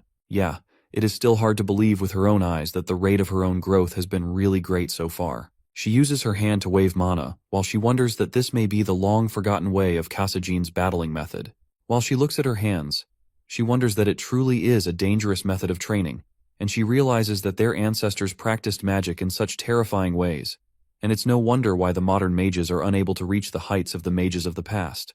Then, she begins to sniff her armpits and wonders if she smells. Suddenly, Isabel gets distracted by the sound of the barrier breaking, and she gets scared if there's an intruder. The barrier shatters down and her eyes can't believe what her eyes saw. Lucas stops and tells her that it's a phoenix. Hearing him, Isabel gets even more scared because according to her information, they are considered phantasmal creatures and divine beasts of myths. But Lucas seems pretty calm about the whole situation, which makes Isabel look at the phoenix and all she could think about is, she knew that Mount Hispania was home to all kinds of monsters, but to think they would encounter a divine beast was not on her list. Lucas forwards his hand towards the phoenix and says that it was most likely attracted here by the fire elemental that manifested within the battling method. Gently, he tells the phoenix to come near to him, and Isabel exclaims that it's way too dangerous, and a divine beast is not something mere mortals can hope to tame. The phoenix just stands and stares. Seeing the phoenix do nothing, Lucas gives his hand to it, and tells him that the phoenix should have come to him to get his help before too. Isabel is worried for Frey, but the phoenix gently lets Lucas pet its head, leaving Isabel in a shock. This came as a shock to Isabel, because feathers of a phoenix are no different than flames, but Frey touched it with his bare hands. Lucas makes her aware that the phoenix isn't showing any hostility towards him, hence he can pet it. Then, he tells Isabel to take a look at the phoenix without thinking it's a divine beast. The phoenix has suffered a deep wound created by claws. Lucas knows that if the claws were any deeper, it would have gouged out the heart, and it's a miracle that it is still alive. Completely shook, Isabel stands with her jaw on the floor and asks if the phoenix can actually die, because for the longest time she used to think they were immortal because they are phoenix. He answers her that they are simply less restrained by death compared to other creatures, but that doesn't mean they are completely immortal. Just as Isabel hears that, she wonders what is lurking within these mountains because a being capable of inflicting such a wound on a divine being like the phoenix must have been way greater than the phoenix. The phoenixes are phantasmal creatures, a divine beast of myths. Lucas pets the phoenix and tells it that it's all right and he can help it. Isabel stands there in shock, seeing a phoenix behaving like a docile chick. Lucas puts his hand on its head and tries healing him with his magic, and jokingly says to it that he is taking away all the fruits of his magic thus far, and tells it to stay still as it is going to be over soon. Isabel looks at the scene and wonders that even Lucas can make such an expression, as Lucas is a very arrogant man who always is focused towards himself and is self-centered basically. And not just that. Not only his speech, but he feels like a completely different person. All of a sudden it starts raining. Lucas asks the phoenix if it is going to blame it on the rain for not doing so great. He was motivating the phoenix to not lose hope, and that is why he was mocking it purposely. Then, it starts moving its feathers. Lucas tells him to race to the peak of the mountain, and whoever becomes the loser will starve for lunch. But he suddenly remembers that it cannot speak human speech. He tells it to flap its wings harder if it doesn't want to starve, and that it reminds him of his distant past and an old friend. Isabel looks in awe when she notices that the phoenix restores its healing powers by recovering energy from within. Lucas pets it for the last time and thanks him for reminding him about his old memory and advises it to choose its opponent wisely the next time. Then, the phoenix flies away, its golden feathers glistening in the air as he gets his freedom and becomes healed. When they get back to their place, they see something shimmering on the ground. It is a feather of that phoenix lying on the ground. It leaves the feather on purpose as a thanking gift. Lucas explains to Isabel that it's a very rare material that can be used to heal injuries or when crafting magical artifacts, and it will cost a small fortune. He further says that it seems like a friend who knows how to repay their debts, unlike a certain someone who is not able to settle her debts despite being provided shelter and food for weeks. He is taunting Isabel indirectly. Isabel looks at him with questioning expressions when she realizes he was taunting her. She frowns and asks him why he can't talk with humans nicely and treat animals so kindly. It's been 4 weeks now. Isabel looks at Lucas while drinking water. He looks tired and exhausted. He has been meditating nonstop and it worries her a lot. Isabel murmurs to herself that it wouldn't be a surprise if he collapses from exhaustion. As for the past week, he hasn't eaten and only focused on his training. She thinks that she is worried about him. But at that particular time, he looks like a holy man who has reached enlightenment, even though half of the time he acts like a disrespectful man who boasts of his powers. There are times he shows cold-hearted resolve and a sharp demeanor, and yet he could be so compassionate and gentle, like the time he was treating the phoenix. Not only does he have vast historical knowledge and experience, but his speech reflects all those things, almost as if beneath his skin lies an ancient sage, a depth of experience and knowledge of a flawless archmage of ancient times. She doesn't understand why, but sometimes when she observes him, she is reminded of the great archmage, Lucas Troman. She is thinking all of it when she sees a spell of magic surrounding Lucas, which he was practicing for so long. She gets happy and shocked at the same time and congratulates Lucas for becoming a Tier 6 mage, as he did it in only a month, which was impossible for any person. She is impressed and feels unreal at the same time. Lucas looks at his hand, and when he realizes he has finally gotten what he has been trying to get, he gets a sigh of relief. Lucas is observing, while Isabel looks at him and is not believing anything, as it was hard to believe what she was witnessing with her eyes. She tells him proudly that the youngest mage to reach Tier 6 was 35 years of age, and if the world learned that a mere student at the Magic Academy reached Tier 6, there would be an uproar. Lucas takes a heavy sigh of relief when he thinks about the fact that he can finally gather mana just by breathing. Instantly, Lucas feels dizzy as his intake of food and water was very, very less and is about to fall on the ground. But Isabel helps him and does not let him fall. She asks him if she can get him some jerky to help him regain his strength. Lucas laughs nervously, saying his body is a wreck after starving for a week, and grings, telling her to go hunting as he is craving some fatty food. They go out hunting, and Isabel asks him if he will be okay as she was worried about his condition. But he scoffs, and he tells her proudly that he is not that weak, and he will definitely go hunting as he is strong enough for that. While walking further, Isabel and Lucas gasp as there are many monsters that are killed. Their bodies are scattered on the ground.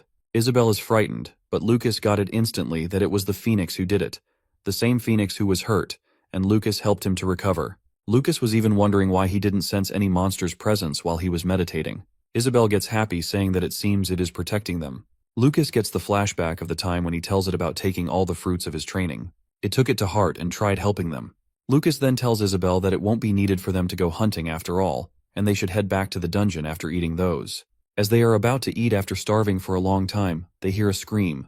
A human scream. It sounds like it is not far from there. Lucas says that even though he was hungry, his words cut, and all of a sudden he flew away with his magic powers. Isabel calls his name to stop him, but he goes away too fast, and she is left there alone. A man was tied around the tree.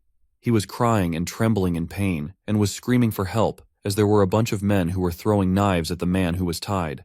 A man mocks and laughs at his members, saying that they suck at throwing knives, and they call themselves the vanguard of the Skull Splitter Bandits. The other man, Victor, asks him to shut up and tells him that he is hungover.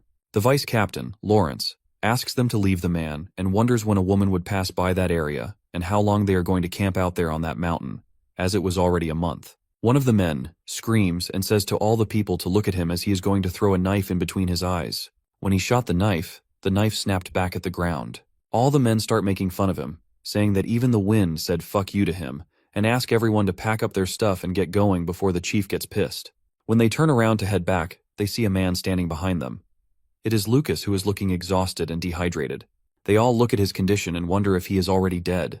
Lucas observes the whole situation, saying playing dart games using prisoners of conscience looks like a game one can expect from shitty bad guys.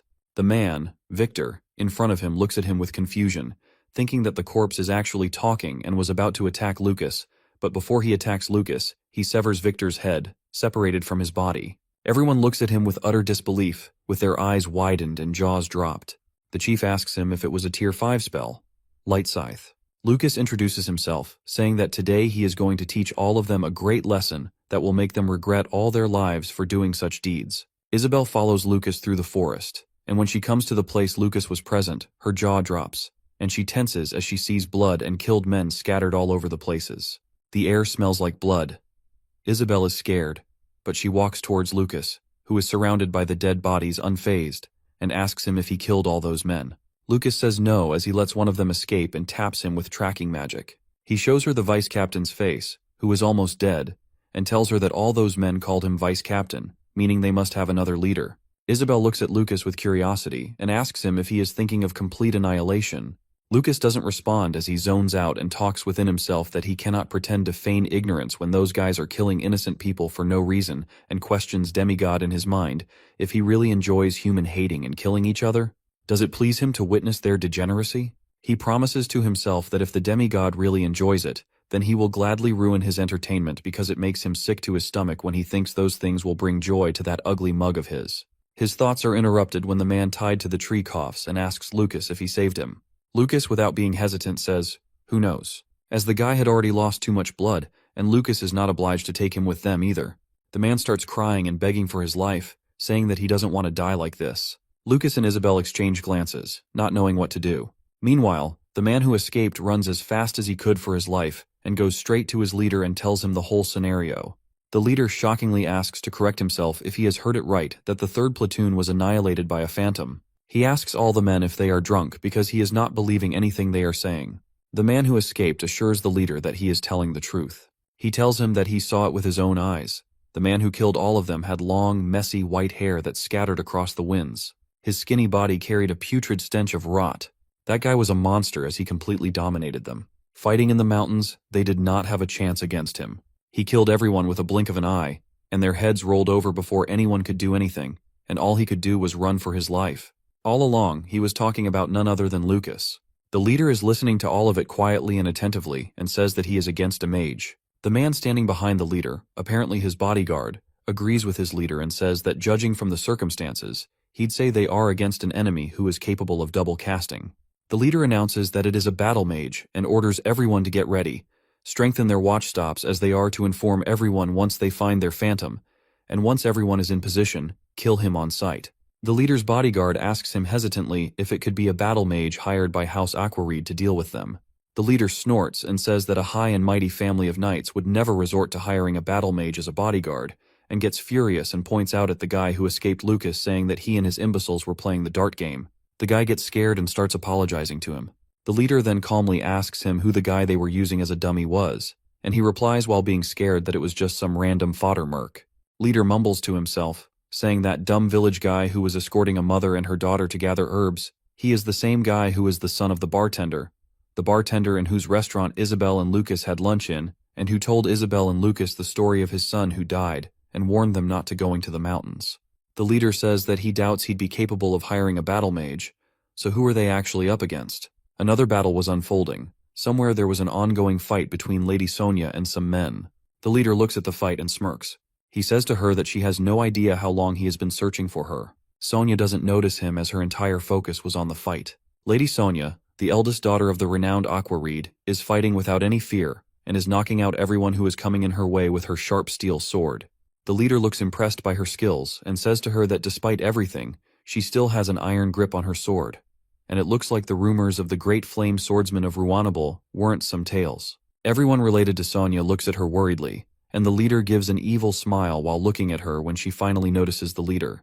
The maids and the soldiers are worried about Lady Sonia while the leader looks at her with a disgusting look on his face. He says to Sonia, with lustful lies that spending a month in these mountains actually paid off because she is quite a treat as the rumors claimed. Further, he says that she was born into a prestigious house of knights as the eldest daughter, gifted at swordplay, and she is said to be the genius knight that received the title of Rainstorm from the king.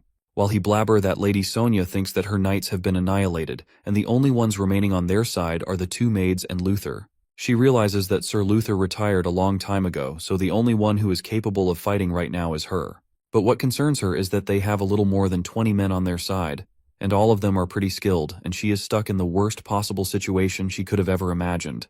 Interrupting her thoughts, the leader asks her that he is quite curious about the battle mage whom she hired, and where is he now? As she hears that, Lady Sonia mutters, "How does he even dare utter such bullshit? And does he honestly believe that a proud lineage of powerful knights would resort to hiring a useless mage as an escort?" That leaves the leader thinking that the guy who beat up his boys isn't the one involved with the aqua reeds, but it is a phantom, and he is really curious to know who that was. At this point, Lady Sonia is pretty confused, and she wonders what he is talking about, to which he says that she doesn't need to worry because they won't kill her right away while he slurps his tongue. With an evil smirk, he says that she is smart enough to know what's coming in for her in this situation. Lady Sonia takes a step back, seeing the lustful eyes of the men, while the only thing that is on their mind is to bang a real noble woman, which they never thought they would be doing. A rare occasion. Angrily, Lady Sonia grinds her teeth and yells at them to shut up because she would rather cut her tongue off than become their plaything. But they look at them with a lustful look in their eyes and say that if she croaks, then they will just have their fun with the women behind them, talking about the maids. The leader says that they have been taking out on this crappy mountain just for this opportunity to capture her life, and he is pretty sure that she has noticed that his boys have gotten really thirsty by now. He makes her aware that those women will wish that they were dead when his boys are having their fun with them. Hearing that makes Lady Sonia even more infuriated, and she thinks that this is the reason why they spared those girls. The maids are shivering and holding each other out of fear, and they say to Lady Sonia that they can't let themselves drag her down under any circumstances. Sir Luther also says that he will gladly die if it meant defending her honor. Knowing that there is no hope for them, Lady Sonia apologizes to Sir Luther and the maids for dragging them down into the mess due to her incompetence as their master. With tears in their eyes, the maids say that they grew up on the good grace of the respectable Aquareed house. Then, begin to beg Lady Sonia to grant them painless death with her blade. They cry and further say that it would be dishonorable to reunite with their lady in heaven if they become playthings to those animals. Lady Sonia cleanses her sword while she hears the maids beg to be killed. On the other hand, the leader thinks that those are just some crazy women to be talking like that. Then, Lady Sonia screams, "To uphold the honor of these two young maidens and to uphold honor for the house Aquareed, I, Sonia Aquareed, gladly pledge myself to escort you on your new journey to the afterlife." With a sword swinging in her hands, she slashes the blade and the leader screams to stop her from slashing the throats of the maidens. Sonia has tears in her eyes. But, when she opens her eyes, she is surprised to see that the maidens were still alive and unharmed. Suddenly, she looked at her hands and her sword was taken away. Lady Sonia angrily looks at the leader and his maggots and wonders that she had no idea that they were this skilled. She clenches her fist and wonders that she would have never thought that she would suffer the worst possible humiliation as a knight. On the other hand, the maidens cry while Sonia apologizes to them for being unable to grant them an honorable death. But Sonia has another thing in her mind, and she commands them as an elder daughter of the Aquareed house to bite their own tongues and end their lives. Suddenly the leader says that someone finally decided to show their face, and Sonia wonders who he is talking to. She looks besides her, and gets surprised by Lucas's presence, who has her sword in his hand. Lucas arrives at the spot as the girls beg Sonia to kill them so that they'll have the honorable death, and is about to kill them. She shuts her eyes and cries as she is about to kill them, but Lucas stops her by catching Sonia's sword in his hand. Everyone is shocked as Lucas reveals himself and mumbles among themselves that he is the Phantom. The king smirks, seeing Lucas. He says while snorting that he finally showed his face. Everyone is in shock. Isabel helps the injured guy to stand and gives him her shoulder as he was in pain. The king looks at Lucas with his evilness and taunts him, saying that the rumors were actually true and he was taking care of the leader's men. Lucas seems bothered, and instead of responding to the king, he turns to Sonia, asks her if she is the head honcho while handing her back her sword. The leader gets angry while seeing him so unbothered, and notices that he came from the direction of where their base camp is, and demands to know what Lucas did to his men. Lucas grins and mocks him by saying that he took good care of his men the way he wanted. Hearing that, the leader's face turns crimson in anger, and he orders his men to kill him and not even give him a chance to cast his spell. His men start blabbering that the reports say that guy should be a battle mage, and a battle mage is nothing special.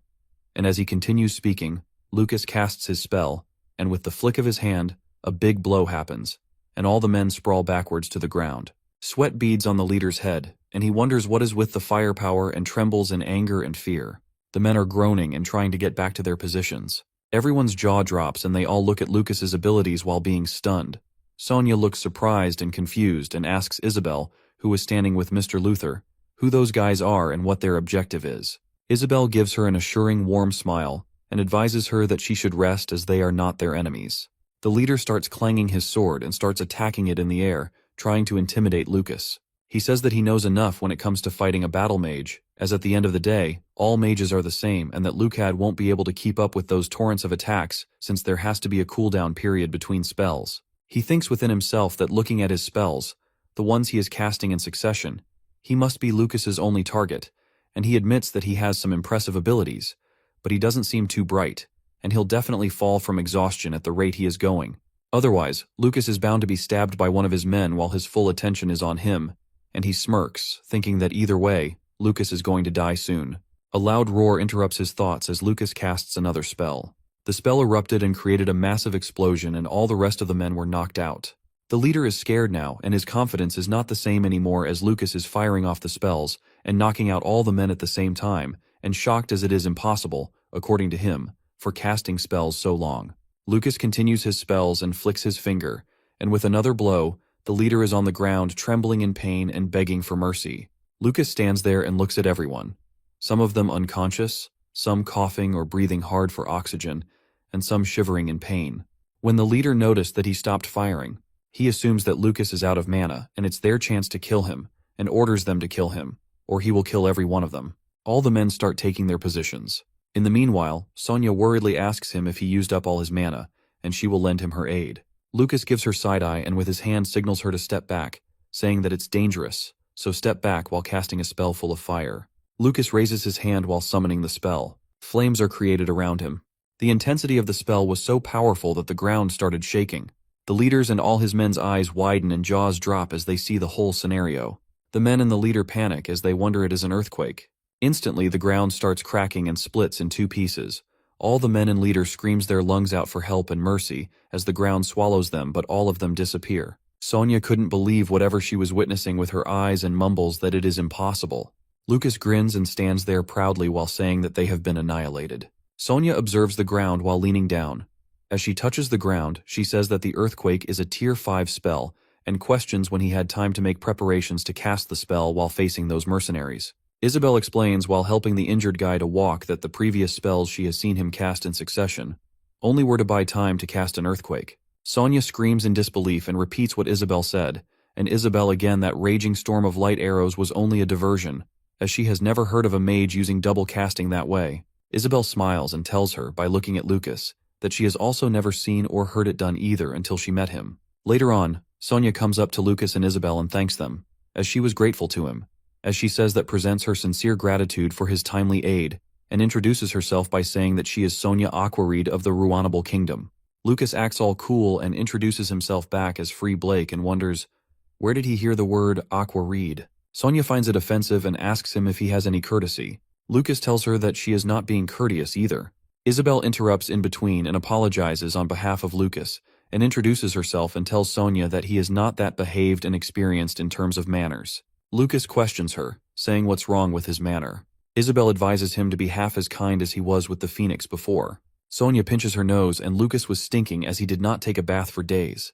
Mr. Luther jokes that Lucas is not a beggar, but he is something like a barbaric hermit training in the mountains. Then, Luther says that he is the son of the Blake family. Sonia questions him if he knows them. Luther chuckles warmly, saying that Blake is one of the high nobles that oversees the Cascow Empire.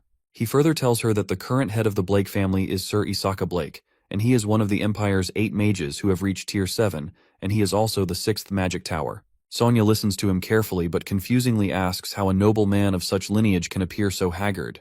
Later, Lucas asks them where they are headed now. Luther informs him that first they should head to a settlement nearby, and he has heard that there was a city called Esponia near that area. Lucas grins, saying that it looks like they all are headed in the same direction, so they will gladly accompany them. Before they could head ahead, Luther looked behind where his soldiers were lying on the ground dead, and told them that it would take time regrettably, and they should head down first. Lucas asks him if he is planning on burying all the soldiers.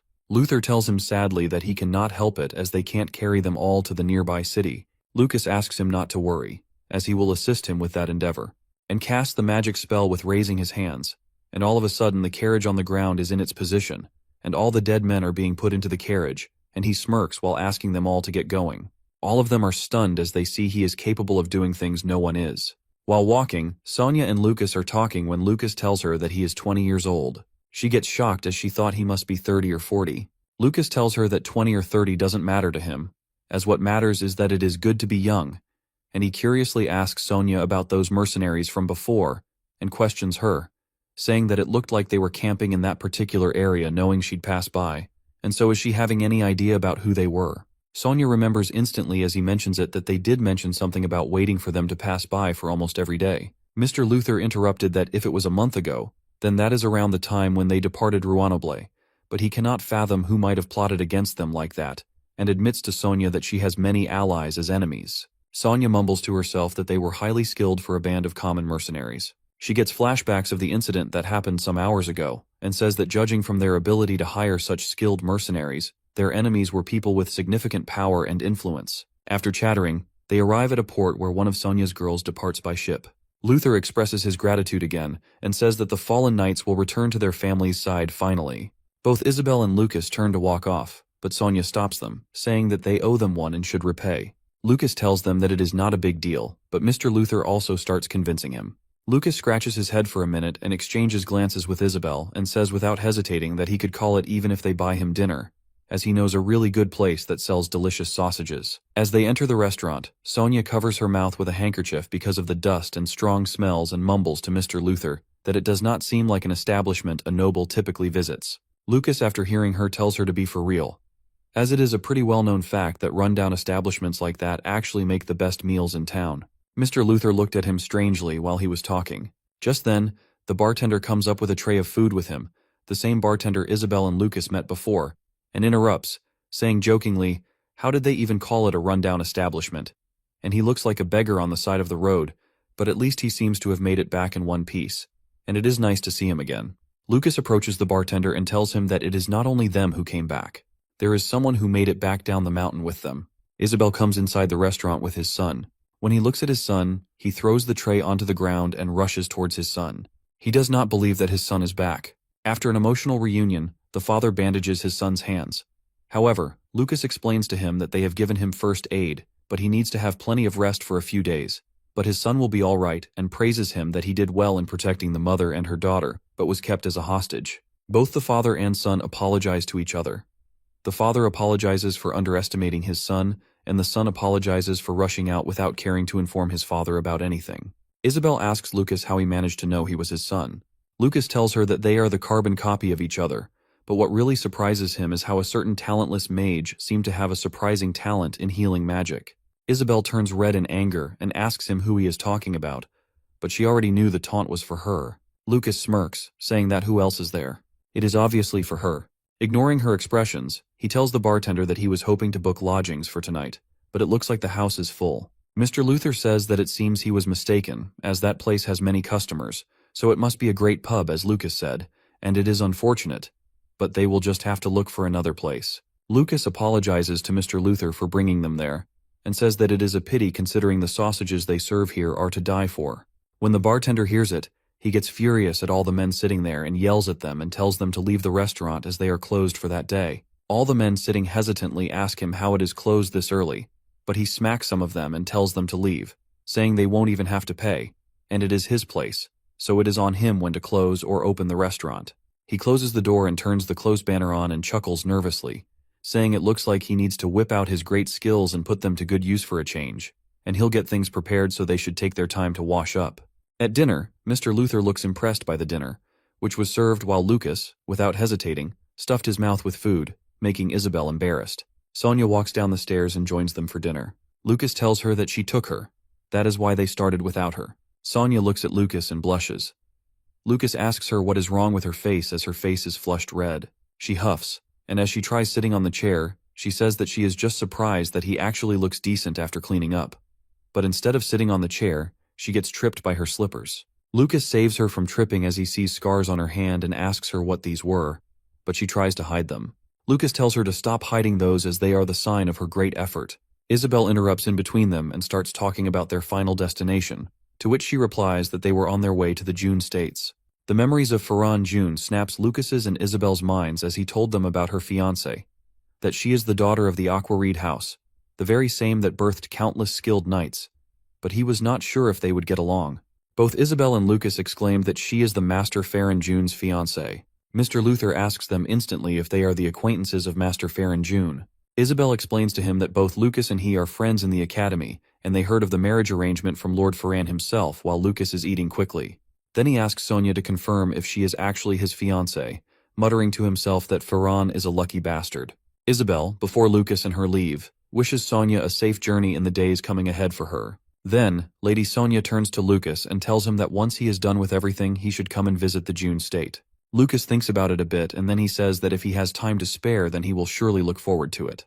Later on, Isabel says to Lucas that it must be nice to have the admiration of a lady from high nobility like Lady Sonia. Lucas thinks that she is talking about Farhan and not him, and he says that Farhan must have dried up all of his luck to get this. But Isabel points out that she was talking about Farhan, and she was referring to him. Lucas turns back to look at her and asks with what the look on her face is. She yells that how can someone be so dense despite being such a playboy when it concerns older women? Man of culture. After a bit, they reach their destination, where Lucas is very sure the dungeon of Shizer is. Simply the place looks so scary that Isabel seems like she has seen a ghost. There were quite a lot of monsters, and the mountain is worthy of being called the Drake Mountain. The monsters at the top of the food chain are called drakes, and they have been screeching wildly. Isabel seems scared and wonders if he is saying that they will have to fight against those things and make their way through there. Lucas points at something and says that it would have been nice if that was all they had to deal with. He was pointing at the ground, and Isabel loses her crap after seeing the paw imprint of a monster which was 70 times their size. That makes them aware that the king of the drakes is several times bigger than them. Isabel falls to the ground and shakingly says that she has never heard of a drake growing to such size before. Lucas thinks that she is being overdramatic and tells her to get her shit together because now they are at the summit of the mountains of Hispania. One thing that he knows is that it is a dangerous place where anything can happen, and it is hell up there. Suddenly, through his magic, he pushes off Isabel, and she falls back against a monster, and Lucas dashes towards them. Meanwhile, Isabel tries to hold herself together from the fall. She screams that, why did he just do that? Then Isabel sees an ogre and realizes why Frey pushed her off. The ogre has red skin and 3 eyes, and Isabel realizes that it is a mutant. Even in such a tense situation, Lucas laughs and says that it looks like the master of the bar key wasn't pulling his legs about the myths of mutants appearing at the summit.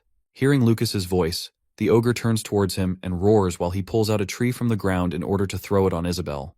Quick enough, Isabel throws her fire magic at the ogre, and the attack was quite powerful, which even leaves Lucas in a shock.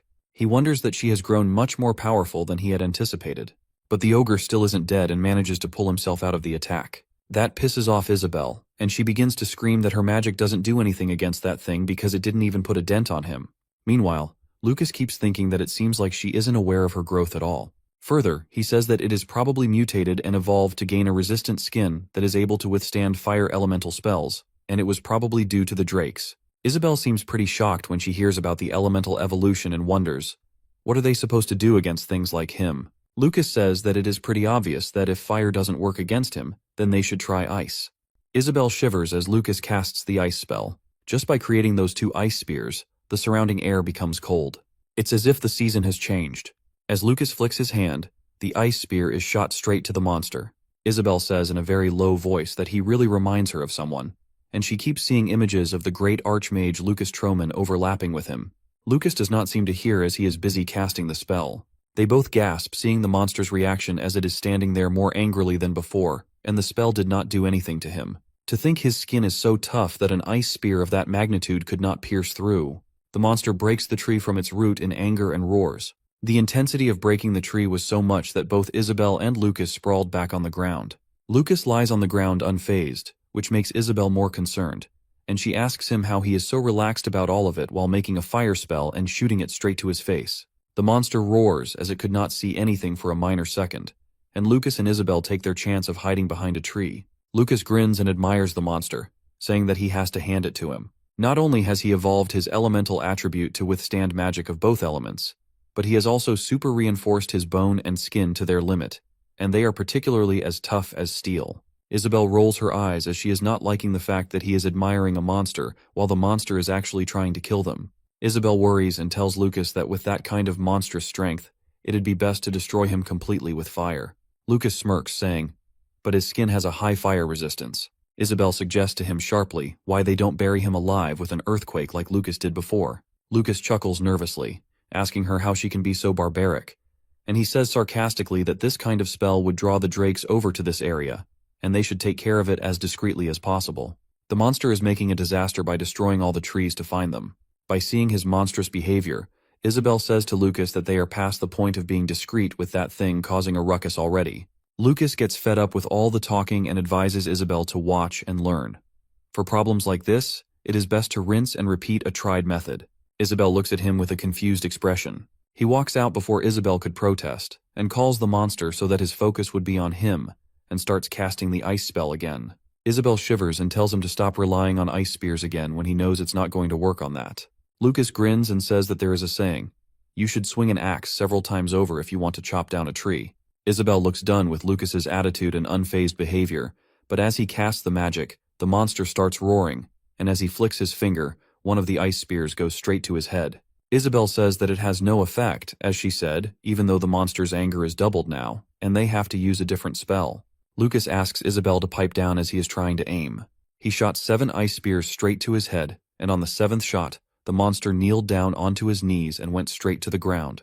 Lucas tells Isabel proudly that the monster's game is over. Isabel looks at Lucas, being stunned and shocked at the same time.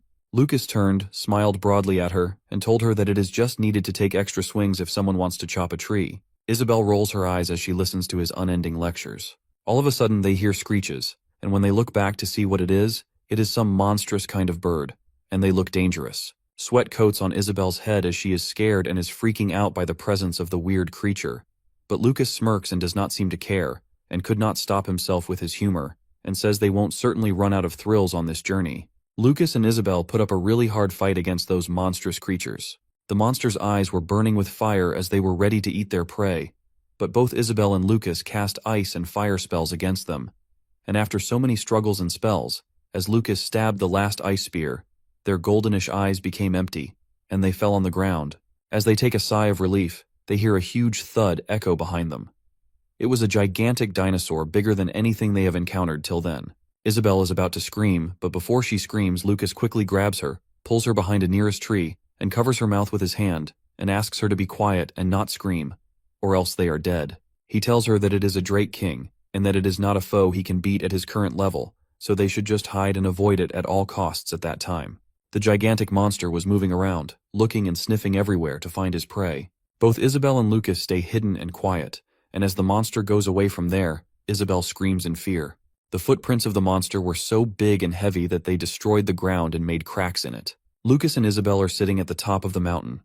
While Lucas is meditating, Isabel treats his injuries with her magical spells, and takes a sigh of relief once they are done.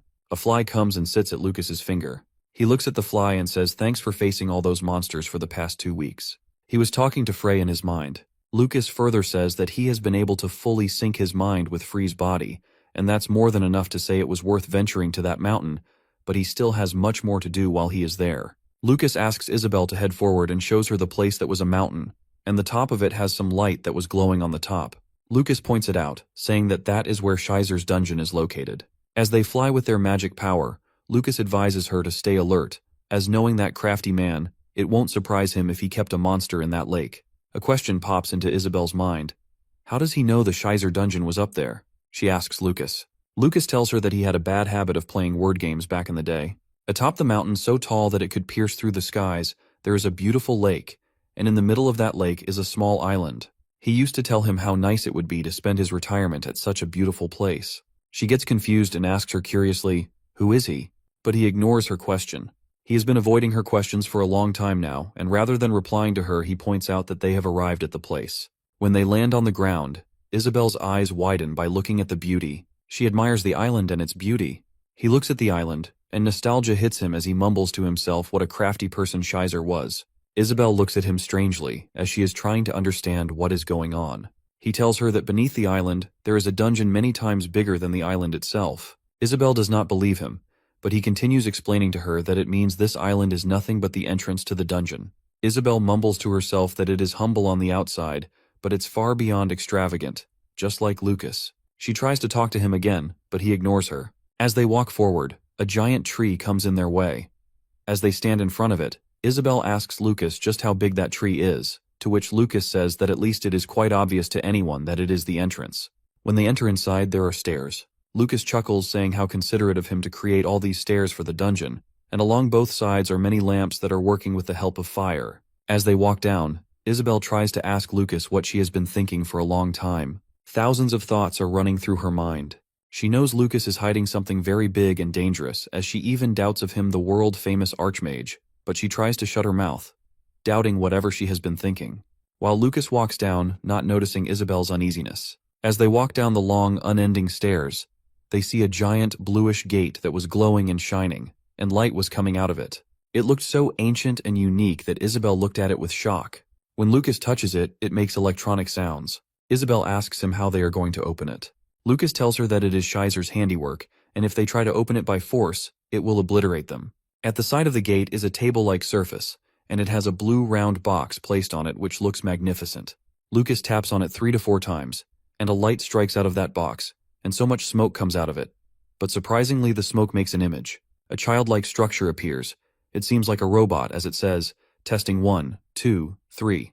Can they hear him? Isabel looks quite confused and mumbles to herself that a very strange boy manifested before us, and who he is. She calls Lucas, but he is zoned out. His thoughts are interrupted when the boy excitedly welcomes them to his dungeon and makes an assumption, saying that he is sure they are some magicians and they are trying to find some rare items. Lucas tries to touch but fails as his hand passes through the image as if there is nothing. It was actually just an image or hologram created through mana. Lucas talks to the hologram, saying just how many years it did revert back in age before recording this message, and calls it a senile old bastard and tells it that it is still nice to it again regardless of its current form. Lucas calls him Scheizer Strau. When Isabel hears it, she freezes and confirms if he really called it that. The boy asks them what brought them there. Isabel says that it looks like they can converse with him to some degree.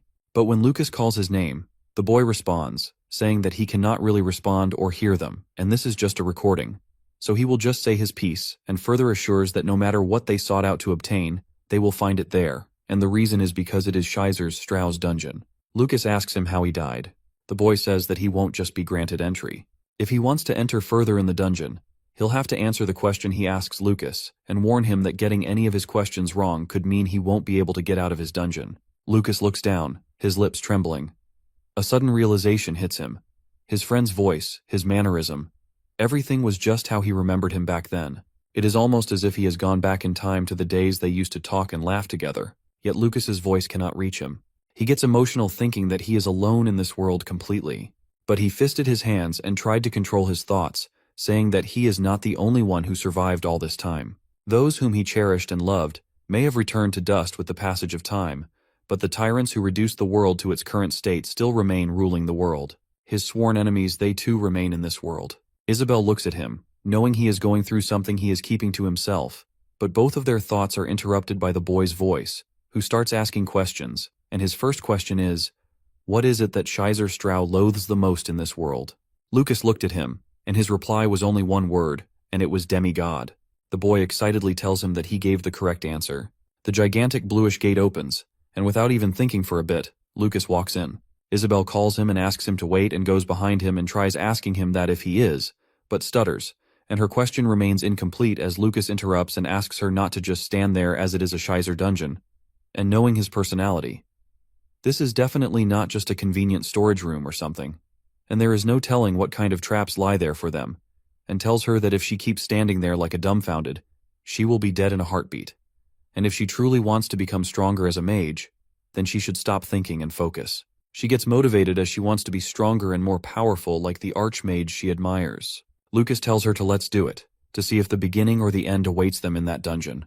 Lucas and Isabel enter another room, finding the same bluish box placed on a metal surface. When he touched it, a young man appeared, this time unlike the last time, as the last time it was a small boy. The image is of Scheizer, but it is an older version of him. Lucas tells Isabel that it is also Scheizer, and it looks like he has set it so that every time they pass through the gates, he gains a few years in his appearance. Lucas mumbles to himself that he has no idea why Scheizer did that. The man asks them to be ready for the second question. Lucas looks at the image with a questionable expression, so the image apologizes to him for the lack of explanation, and explains to him that he has prepared greater treasures the more they advance into the dungeon. But they can only take one item from the dungeon, and if they try to cheat and take more than one, his cute golems behind them will do what they do best, which is kill them or trap them in the dungeon forever. And they will be walking out of there the moment they get a single question wrong. The image continues talking about a woman, Iris Peacefounder, that what an annoying lass she is, and he could never understand what goes inside that witch's head. While they are struggling to save the world, she is head over heels for a man, and cares little whether the world burns to ashes tomorrow. Lucas and Isabel exchange glances as they do not understand what he is talking about.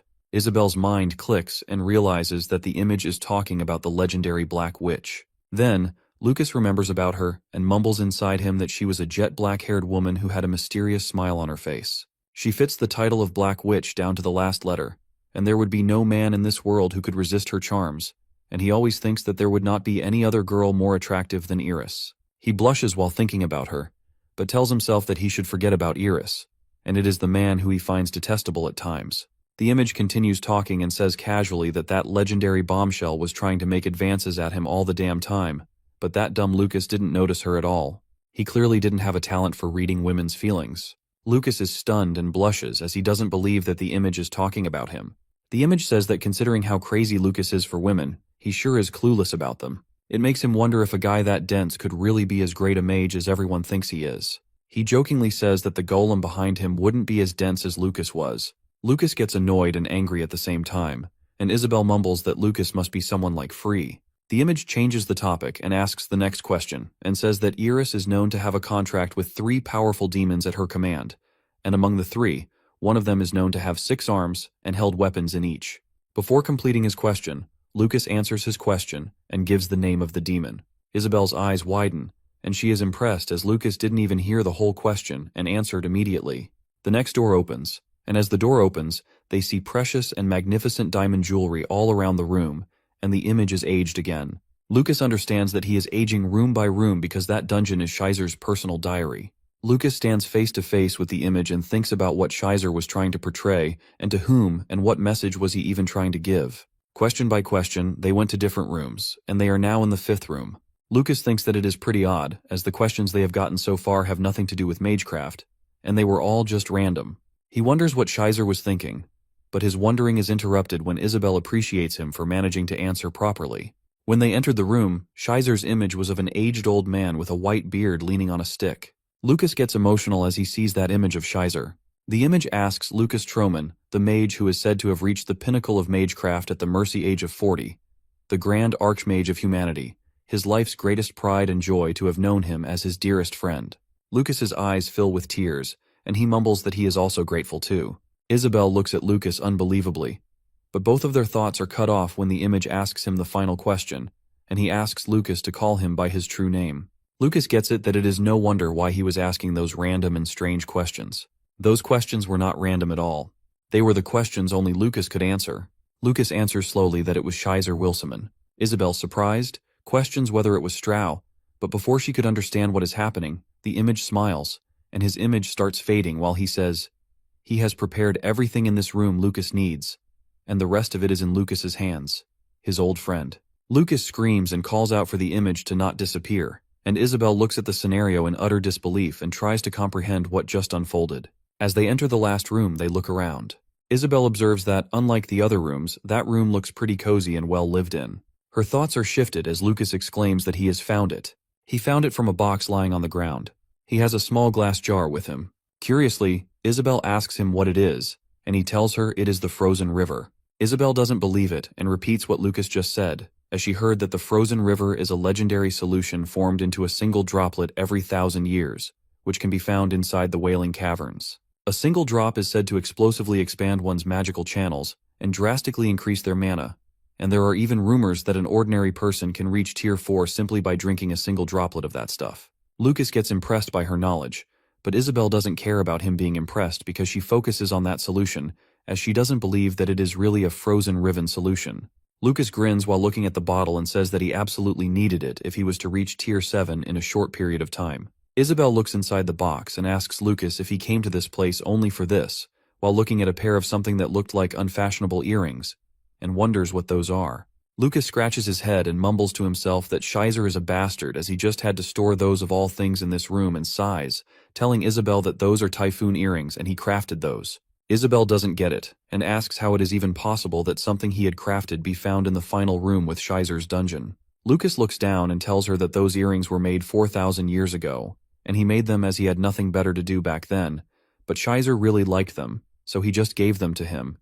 And who would have thought that he would store them safely all that time? Isabel looks at him suspiciously, and asks him to elaborate on what he just said. Lucas looks at her and tells her that it is true. He is Lucas Troman. Isabel's jaw drops and her eyes widen as she is hearing what Lucas is telling her. He explains to her that 4,000 years ago, he and his friend Shizer waged a war against the demigod named Lord, and the demigod imprisoned him into the unknown abyss for 4,000 years. Until one day, he heard a voice piercing through that endless darkness. And it was the voice of Fry Blake. Even to this day, he doesn't know how he called him out, nor why their minds synchronized. But he called him out, and he answered Free's call, and that body, he points out at his body and tells her that it was given to him by Free. Isabel sighs and casually mumbles that now she gets it and understands what happened. Lucas scratches his head and looks at her confusingly as he thinks she might not believe him. Isabel assures him that of course it is truly an absurd story, but so many unexplainable things happened during the time she was with him, and because of all things, she believes him. She kneels down to call him Lord Lucas and, in honor, greets him, saying that he really is Lucas Troman, and he should allow her to present her heartfelt greetings once more, while giving him the typhoon earrings she had in her hands. Lucas kneels down to her and tells her that she should call him Free like she always did, and he is sure it will help in the long run if he wants to succeed in his goal and get closer to her, and he whispers in her ear that she should just act normal, like nothing has changed, because she is seriously giving him goosebumps. After some time, Lucas is sitting on the bed, looking at those earrings, while Isabel is still going around his stuff. Lucas remembers that Isabel calls his earrings an unfashionable design, but before he could ask her anything, she squeals in excitement as she finds a trinket and calls it fashionable, and asks Lucas if it was also crafted by him. Lucas tells her that those were made by Shizer, and explains to her that it was a staff of the great sage, and he used it like it was an extension of his body. Isabel asks him innocently, that isn't it just a bracelet? He snatches it from her and tells her that if she wears it, it's going to suck her mana dry until the deprivation kills her. Lucas wears the bracelet and the typhoon earrings. Isabel admires the way Lucas looks but doesn't show it and shifts the topic, saying that it is an amazing increase of mana. Lucas tells her that it is not his style to rely so heavily on magic tools, but it's a friend's keepsake. Isabel finds a golem core and hands it to Lucas. He tells Isabel that he senses a great signal of mana from within, so he thinks it is a rare artifact and tells her to pack up for now, as the only thing left was Shizer's desk and a book placed on it. A candle on the side which was injected with his mana that burns for eternity. Lucas tells her that Shizer always had strange fascinations when it came to flashy creations. Isabel smiles and assures him that she can sense Shizer's longing to greet an old friend, stemming from the candle as though he was still alive. Lucas opens the book as he is listening to her, and he is in utter shock as he reads the first page, and the written words were, Lucas disappeared. As Lucas flips the pages of the diary, more things were written in the book. Like Shizer thought that it was certainly the work of the Lord. There could be no other explanation. That thing was the only one that has the power to erase Lucas without a trace. Lucas reads all of it, and sweat beads on his head. Shizer further wrote that what he should really do was this wasn't a simple issue of a single Tier 9 mage vanishing without a trace. He was the strong connection that united all of them. His disappearance meant the last hope of humanity vanished with him. Lucas feels emotional as he realizes that Shizer's diary recorded the events that followed after his disappearance, like the growing rift between the Godfist Kasajan and Lucid, the Emperor of Blades. Iris suddenly went missing too. Demigod's influence seems to be extended throughout the continent. Shizer, who remained, seemed incapable of trusting fellow humans. Despite showing their admiration and respect towards him, in actuality, it was likely an act so he'd drop his guard enough for them to take aim at his life. His diary was filled with entries of his horrific encounters and battles he fought alone. Lucas read through the diary of his old friend as he helplessly fought a losing battle throughout the remainder of his life all alone. As Lucas read, his eyes filled with tears. He wrote that Lucas was their leader. He was someone who could not be replaced by another. Shizer wrote that he tried to bear the burden Lucas left behind. But as time passed by, he was faced with the realization that he was found lacking in comparison, and it would wash over him along with the emptiness Lucas had left behind. He wrote that he is sorry that he failed Lucas. Isabel tries to control her but can't, and tears fall from Lucas's and Isabel's eyes as he reads the pages. Lucas is overwhelmed and relates how Shizer felt alone. A true feeling of loneliness. He finally knows what it feels like now that he is really alone in that world. So now he will inherit it along with his will, and will land a good punch across the demigod's face. And he should watch Lucas over. Lucas walks out of the room when Isabel stops him and informs him that there is another page remaining in his diary. The last page was to the one reading that he beseeched him to complete Anastia, and he has left all the clues in there, his great masterpiece, Anastia. Isabel curiously asks Lucas what Anastia is while Lucas searches in a box, and it was basically the golem's core. As they walk out of the rooms and go up by the stairs to leave, Lucas wonders that Shizer was a man who reached the pinnacle of puppeteering, and if such a guy is calling this Anastasia his life's masterpiece, then what is Anastasia actually? Isabel smiles and assures him that if it is him, she is sure he could complete the golem using the core. Lucas pauses and doesn't respond to Isabel as he is in the memories of his past life when he was with Shizer and was making fun of Shizer for creating a weird-looking piece of junk and called him a golem, and Shizer got furious and tried telling him that he just didn't see the beauty of the cubist avant-garde design of his own creation. Lucas finds it hilarious and laughs while holding his stomach as he tells him to stop making golems and ask Lucas instead to make them for him. He was laughing so hard that he was crying, and then he hit him with his fireball spell. Lucas trembles as he remembers all of it, but Isabel interrupts his memories by calling him out loudly. Lucas takes out the golem core from his pocket and says that he assumes they will get to the bottom of the unrecorded history once they complete the homework of Shizer. Isabel questions him about the unrecorded history, as she did not know about it. Lucas tells her that it is the history that happened all while he was locked away in the twisting abyss. Suddenly Lucas pauses again.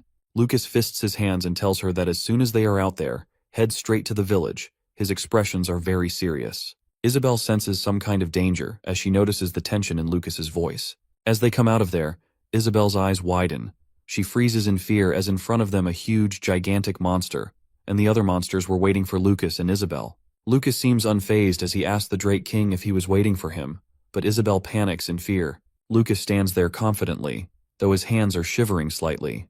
The dragon's golden and reddish eyes are stuck on Isabel and Lucas, and asks the dragon to tell him if it was waiting for him, and provokes him to speak up, and tells it that he knows it has got enough intelligence to talk back, despite being a lizard. The dragon's goldenish eyes turn reddish, and it mocks him, saying that what an amusing human he is, and it is right that it was waiting for him because how dare he trespass on the great Torkunda's territory. Lucas questions him why he is sure it already took notice of Isabel and Lucas when they were in the forest. But why did it pretend it wasn't aware back then? He speaks while his voice is shivering slightly. Isabel gets in shock after seeing Lucas's voice shivering as it was the first time she had seen him that nervous. The dragon smirks, letting out a mocking growl, and confesses that it has been lying in wait to see him emerge from that place, as all the fools who emerge from the dungeon seem to carry rare artifacts. Lucas knows that he has the frozen river with him, so maybe the dragon knows about it or something.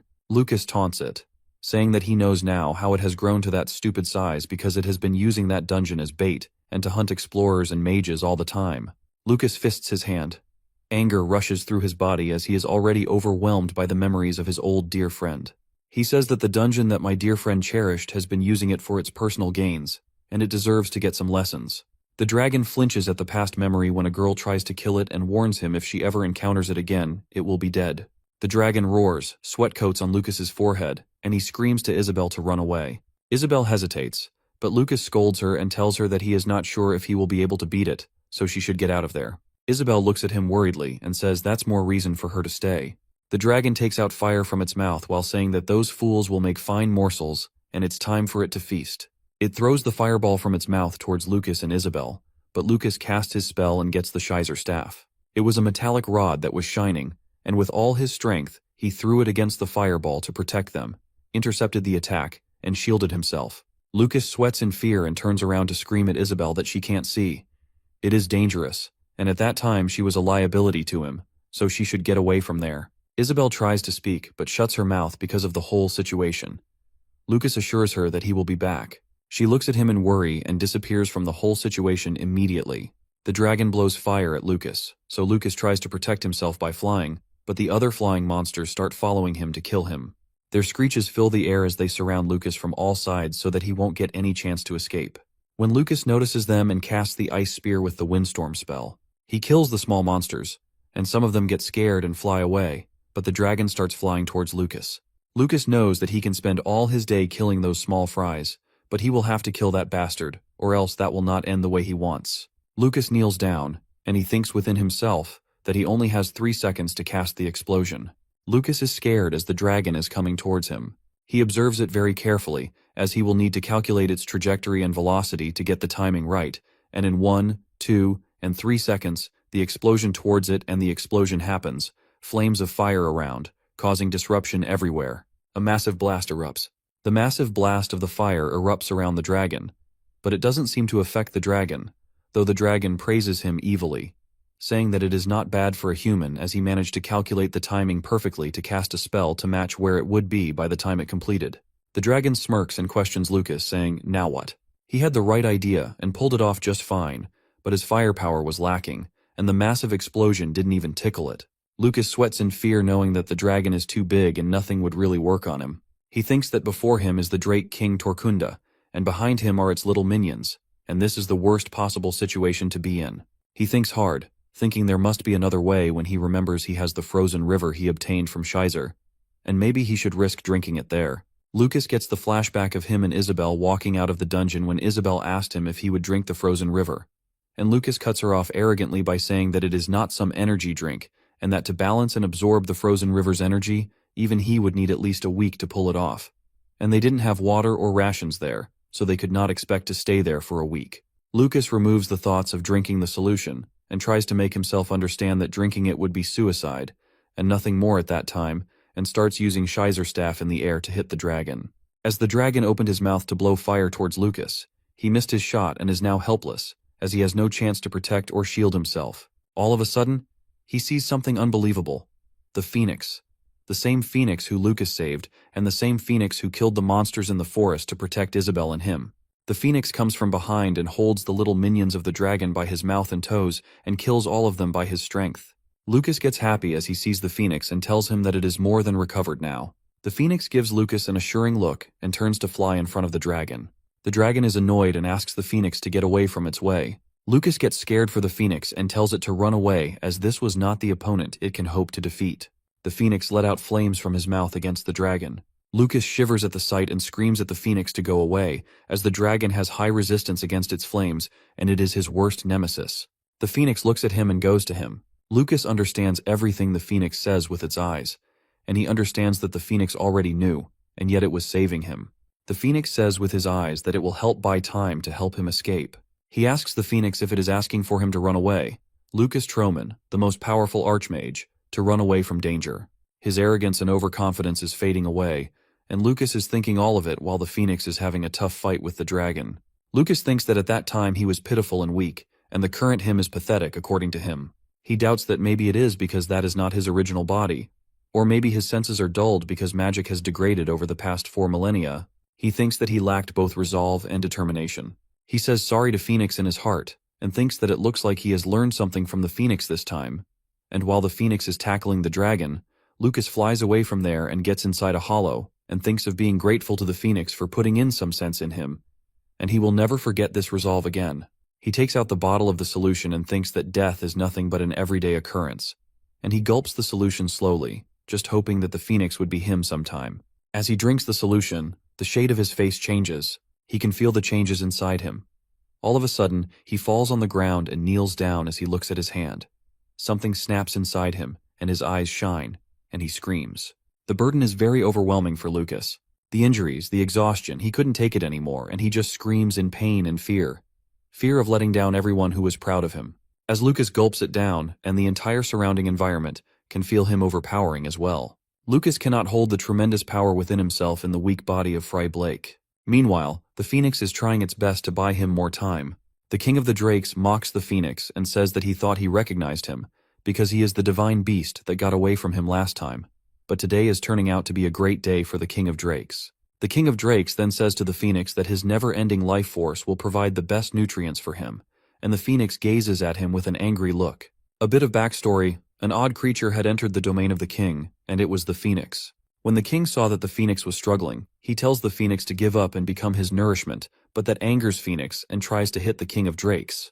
With that attack, the Phoenix runs away and the King of Drake waits patiently. After all, they live on the same mountain, and they will run into each other again. A while later, the phoenix ends up in the territory where Lucas and Isabel were staying. As soon as Lucas saw the phoenix being hurt terribly, he realized that he was fighting against a terrible opponent. So Lucas decided to help the phoenix and heal him because the phoenix reminded of a distant past of an old friend of his. An old friend of Lucas was a phoenix just like him. The phoenix thinks about it, which gives him a boost of adrenaline to fight against the king of drakes, and it actually ends up hurting him.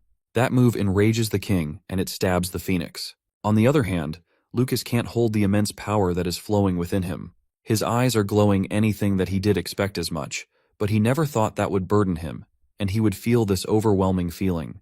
He says sorry to Shizer because it looks like he wasted this second chance to fight back, and everything is a direct result of his pride and overconfidence, and he has nothing more than apologizing to everyone. He falls to the ground that he no longer lacks the force to digest any more of this power that is overflowing within him.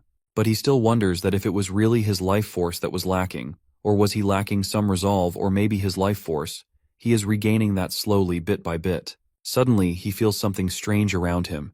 It is some warmth that is enveloping him. It was Isabel, and Lucas was not expecting her to be here. She is recovering him and tells him to stay still. Lucas asks her that she mentioned that they would need food and water to completely absorb the powers residing inside the frozen river. So did she go back to the village? For that, he says that earlier, Isabel mentioned that he is alone from now, and he finally knows what it feels like that he is really alone in this world. Finally, Isabel speaks up and says that she still doesn't know what he is trying to accomplish in this world, but she has faith in him, and he is the only one that she truly believes in. Then she tells him that she would like him to believe that he is no longer alone in this world. As Lucas hears that, he thanks her thanks that he figured out what he was missing this entire time. The thing that he was lacking wasn't his resolve or determination this entire time. The thing he was lacking was trust in his companions. The phoenix and dragon have been fighting for a long time now. Instantly, the dragon feels terrifying cold energy coming from the cave. When the dragon is wondering about it, the phoenix gets his chance and pokes his sharp, edgy nose in the dragon's eyes. The dragon's anger doubles as pain explodes in the dragon's vision as the phoenix attacks. It takes the phoenix in between its sharp and deadly jaw, gripping it tightly, and asks it how it dares to poke the eye of the great Torkunda, and without a warning, slams the phoenix into the ground. The intensity of the dragon slamming it is so much that the ground cracks. The phoenix laughs at him. The dragon leans closer to the phoenix in confusion, and tells it that it is dying already, and is daring to laugh at the dragon as it is dead for him. The dragon's curiosity grows about the coldness, and it leaves the phoenix dying and flies away from there to see the cold coming out of the cave, and it grows more and more as time passes by. The monster wonders what is actually going on there. As it looked down to see, an ice spear came towards it, but it got safe by moving away quickly. The intensity of the cold increases as the dragon and its little minions fly towards the cave. The minions freeze while flying and die, and the dragon thinks within itself that it has existed in the world for 1,000 years. Yet that is the first time it has felt such emotion welling up inside it.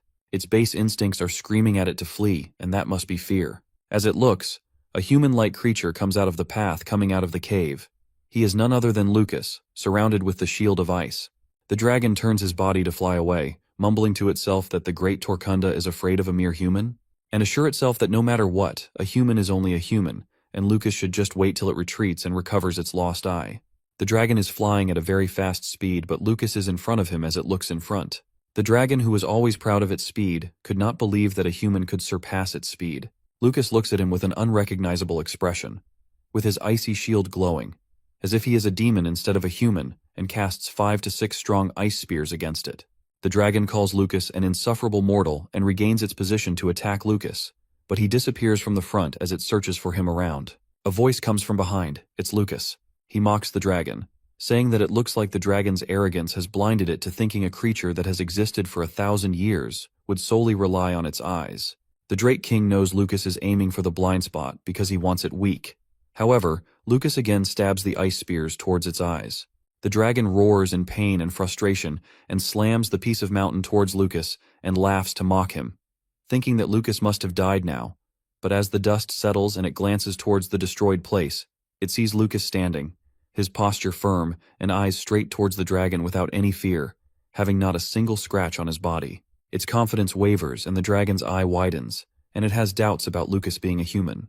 Lucas stands there, making the dragon wonder what he really is. As it flies towards Lucas, he casts a gigantic amount of huge ice spear, which was going to the length of the sky. Isabel appears from behind and looks shocked by seeing the sight in front of her. She tells Lucas that it would not be a surprise if he falls unconscious any moment at that time, and dragging that out any longer will be dangerous for him. Lucas seems unfazed and continues casting the spell, making the dragon agree that he has terrifying powers, but the monster provokes Lucas to discourage him, saying that it thinks of settling all of this with a single attack, so he should gladly do it, but nothing would really happen, and taunts saying that it doesn't know what changes he suddenly went through.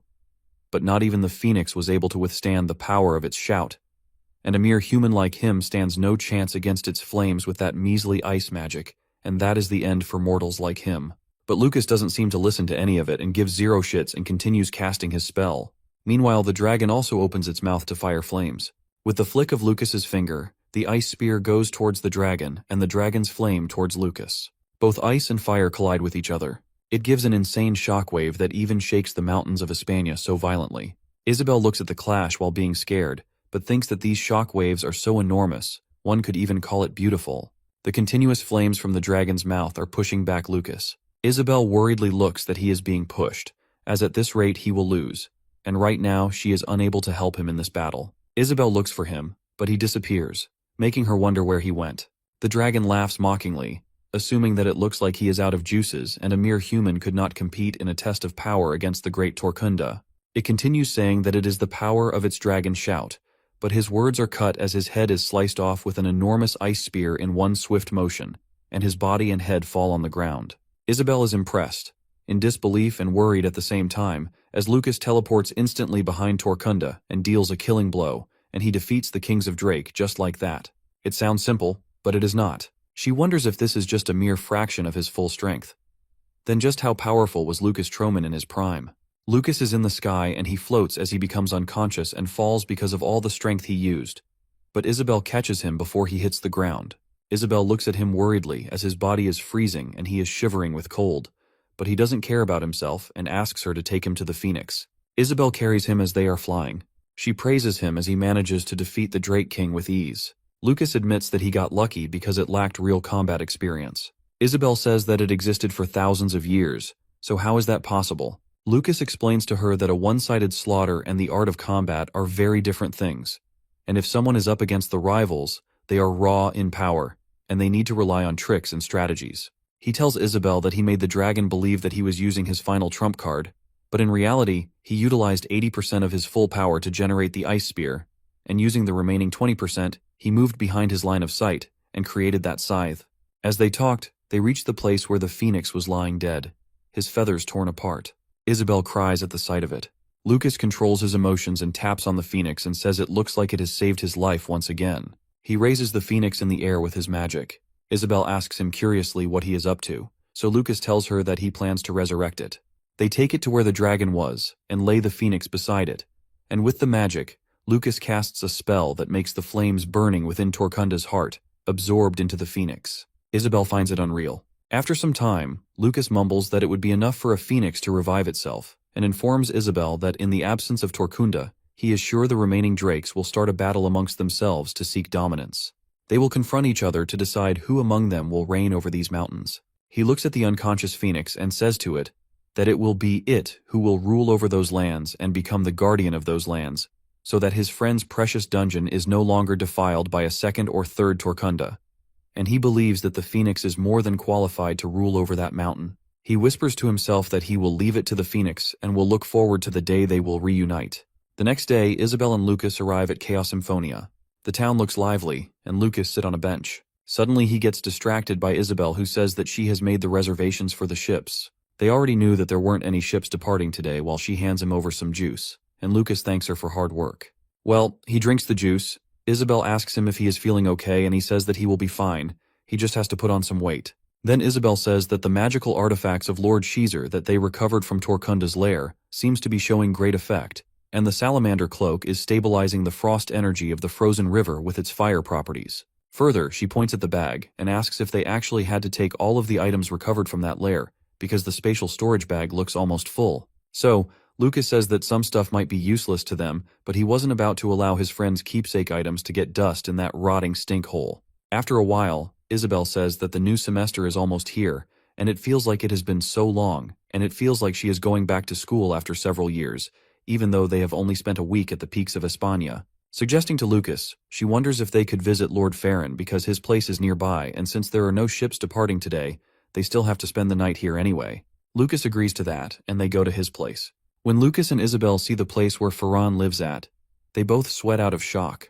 The guard outside asks them to state their business, and Lucas right away says that he was wondering if he can see Farron. Then, the guard asks him who they are, and Lucas says that they are his friends. Even though the guard meant to ask his name, the guard thinks that he is such a rude, insolent brat.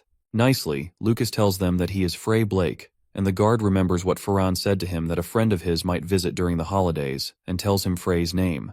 He guides him that if he makes a visit here, he needs to treat him the way he would treat Farron, with utmost respect and manners. With disbelief in his words, the guard thinks if this is the delinquent Lord Farron was talking about. Suddenly there's a clatter of a carriage and the guard announces that the young lady has returned.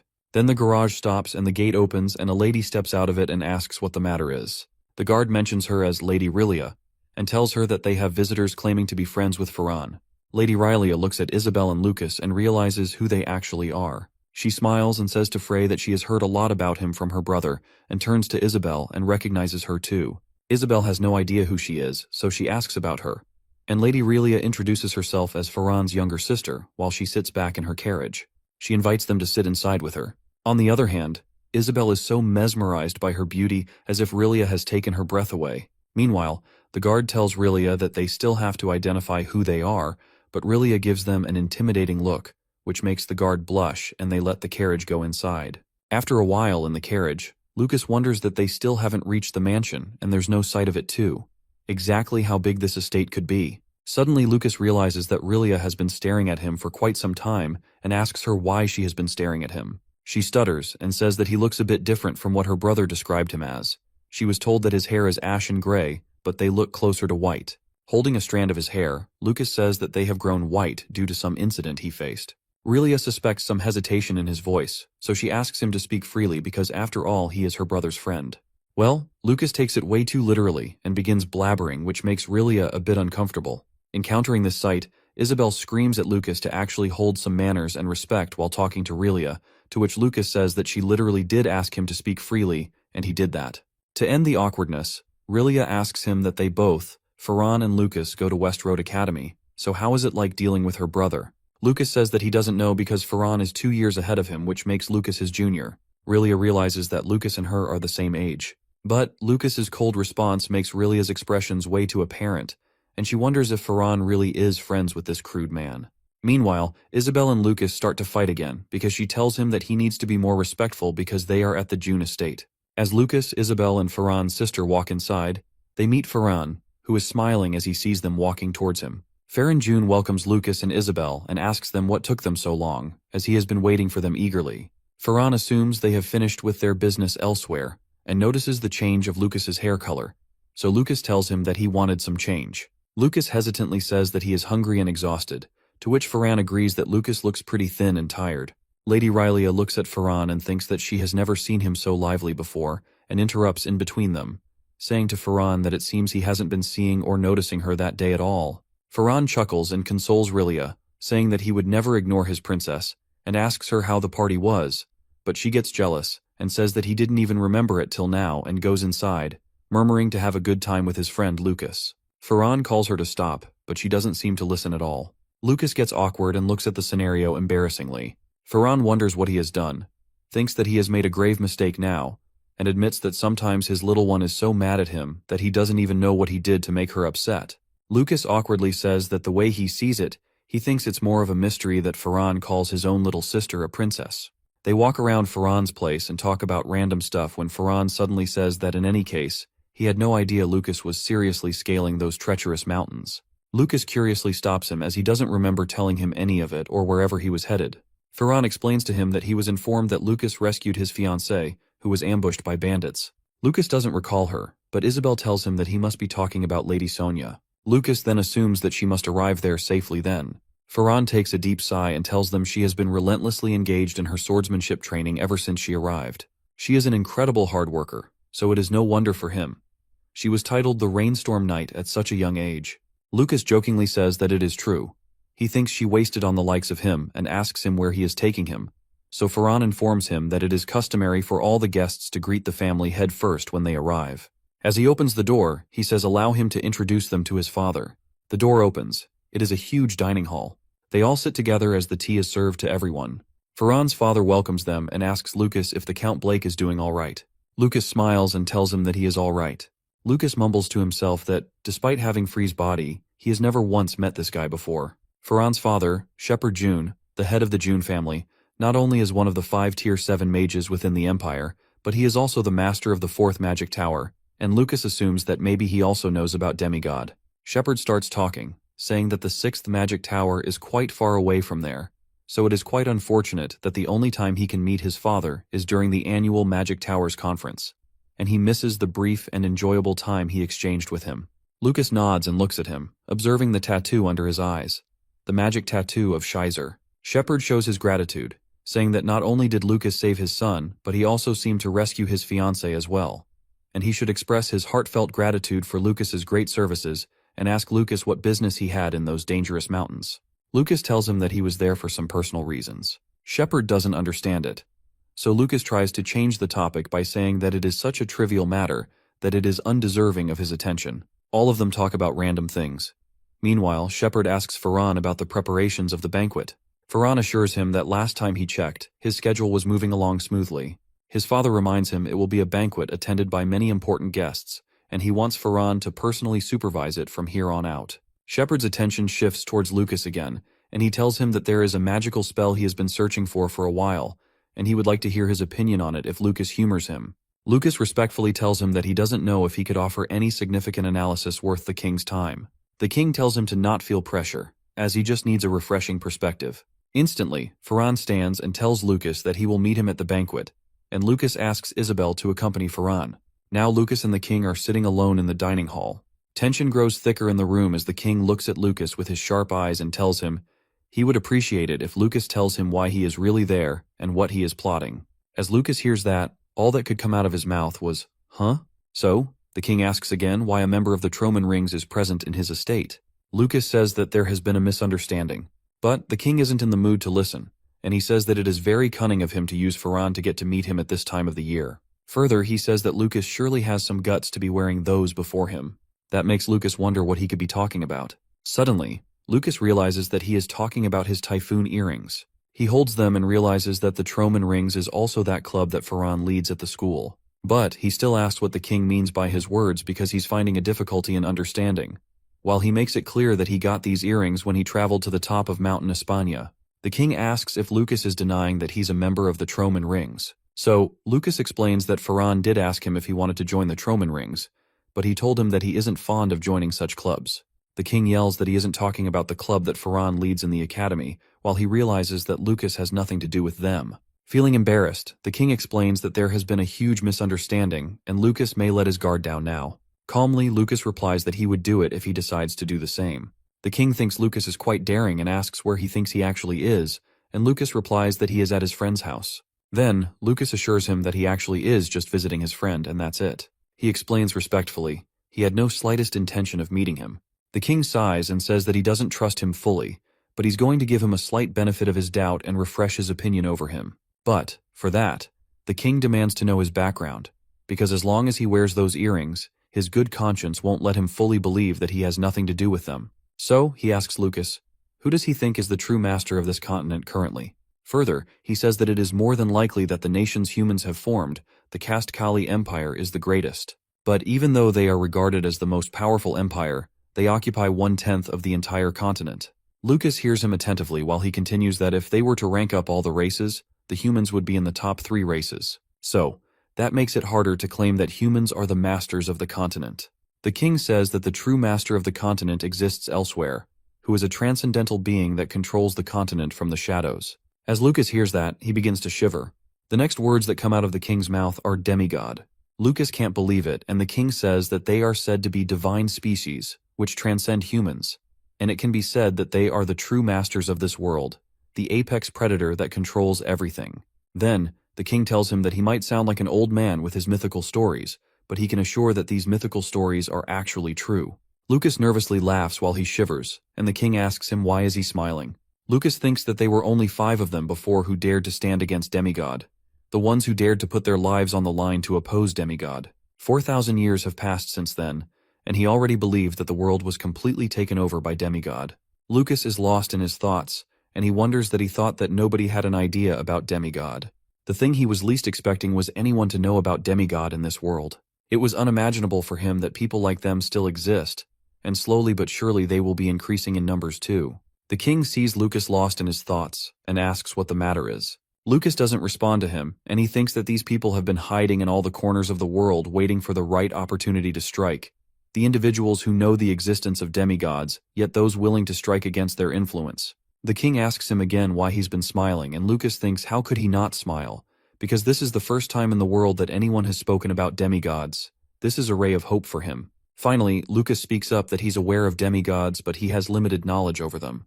The king asks how he knows that, and Lucas realizes that he has to calm himself down because he could be a potential ally, and he needs to be wary of what he says. So, Lucas calmly says that he read Scheiser's notes when he obtained these earrings. As the king hears that, he jumps up from his seat and wonders if it is true that he read Scheiser's notes. Lucas nods in yes, and the king calms himself down and thinks that he is demanding to give him all the information he possesses first.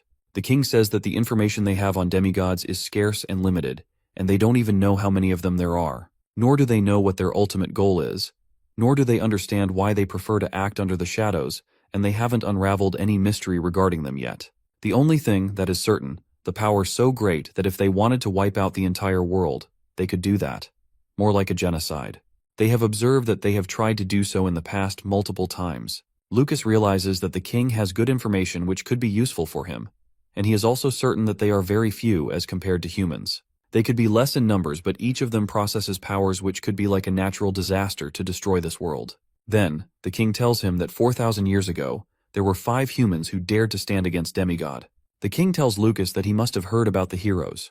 The great sage Scheiser, Godfist Kasajan, Lucid the Emperor of Blades, Iris the Witch of Darkness, and the Archmage Lucas. But after the Archmage vanished, the entire history changed. A rift formed between the Godfist and the Emperor of Blades. The Witch of Darkness also vanished into the annals of history, and the great sage alone fought to the bitter end against their sworn army. But it was impossible for him to face demigod by himself, and just like that their names have vanished into the forgotten history. Lucas thinks that it is just as indicated by Scheiser's diary, and it seems that he knows about the forgotten history that hasn't been recorded in the current history, and he thinks he can trust his intel. The king says that they are an organization that inherited their will, further explains that he has generalized it as one circle, but they have gone their separate ways, and they stand divided throughout the continent. He says that a long time has passed and the will they have all inherited has split amongst the rift that formed between them, so now they merely keep a check on each other. Lucas sighs when he hears that. He thinks that humans will never change because they always end up dragging in politics. The king tells him that they have divided into countless factions, but the ones with the most influence right now are the Stro Necklace, Armlets of the Peace Founder, and Lucid Sword. Lucas observes that the circles have inherited their names, so he assumes that there must be something that is named against him and Kasajin. The king explains that he doesn't have much intel knowledge about the other smaller circles, but he has heard that the situation of the Troman rings isn't very good. The last he heard is that the circle master has perished, and half of their executive members have split and joined other circles. It makes Lucas mad, the politics. But Lucas asks about the one who inherited the will of Kasajin. The king answers that it is assumed he practiced the rule of 2, and the title of Godfist is passed down from master to disciple from generation to generation, but they have no clues as to where the current Godfist is. Lucas wonders if the circle at the academy has any association with the Troman rings. The king responds that the club is something young students at academy created on a whim, and if they find rare talents among those students they try to recruit them to their cost, but for the most part those students aren't aware of their existence. But from their perspective, it is better to have their masquerade with the same name, since that will make it less likely to be detected by their enemies. He gives a glass of wine to Lucas and says that there is no telling where and when the timing of demigod's eyes might be watching, and he could be hearing this conversation right now as well. Further, the king says that the reason why they have been suspecting him since he appeared before him wearing the typhoon earrings is a relic known to have been possessed by the Archmage, so he thought that Lucas might have been a member of the Troman rings approaching to declare war upon them. Finally, the king stops speaking and says, that is all he can tell for now, and it's his turn to tell him something, and how did he acquire those earrings? And he says further that Lucas mentioned that he has gotten them from the top of the mountain, and he has heard rumors that many of the ancient things of past heroes can be found on the top of the mountain, but only a handful throughout the history have returned from the top alive. After that, he says that not only is it near impossible for them to locate the entrance of the dungeon, but even if they somehow managed to locate the dungeon, they would have been greeted by the king of drakes, the Torkunda. Lucas says that he was simply lucky and he had no idea where he was at the time, but by sheer luck he came across the great sage Schizer's dungeon. The king is shocked and asks if the notes he mentioned reading were discovered in the dungeon, and Lucas says yes. And the contents of the diary lines up with everything that he has told him. The king begs Lucas to tell him where that dungeon is, but Lucas says that he discovered it by accident, so he is not sure if he can go back there. The king says that he is unable to erase his suspicions about him, so if it is okay with him, won't he show him the power of the typhoon earrings? Lucas keeps the glass down and shows a bit of the power of the typhoon earrings. Then, the king says that he wasn't simply suspicious of him because he thought he was a member of the Troman Rings. There was another reason for that suspicion.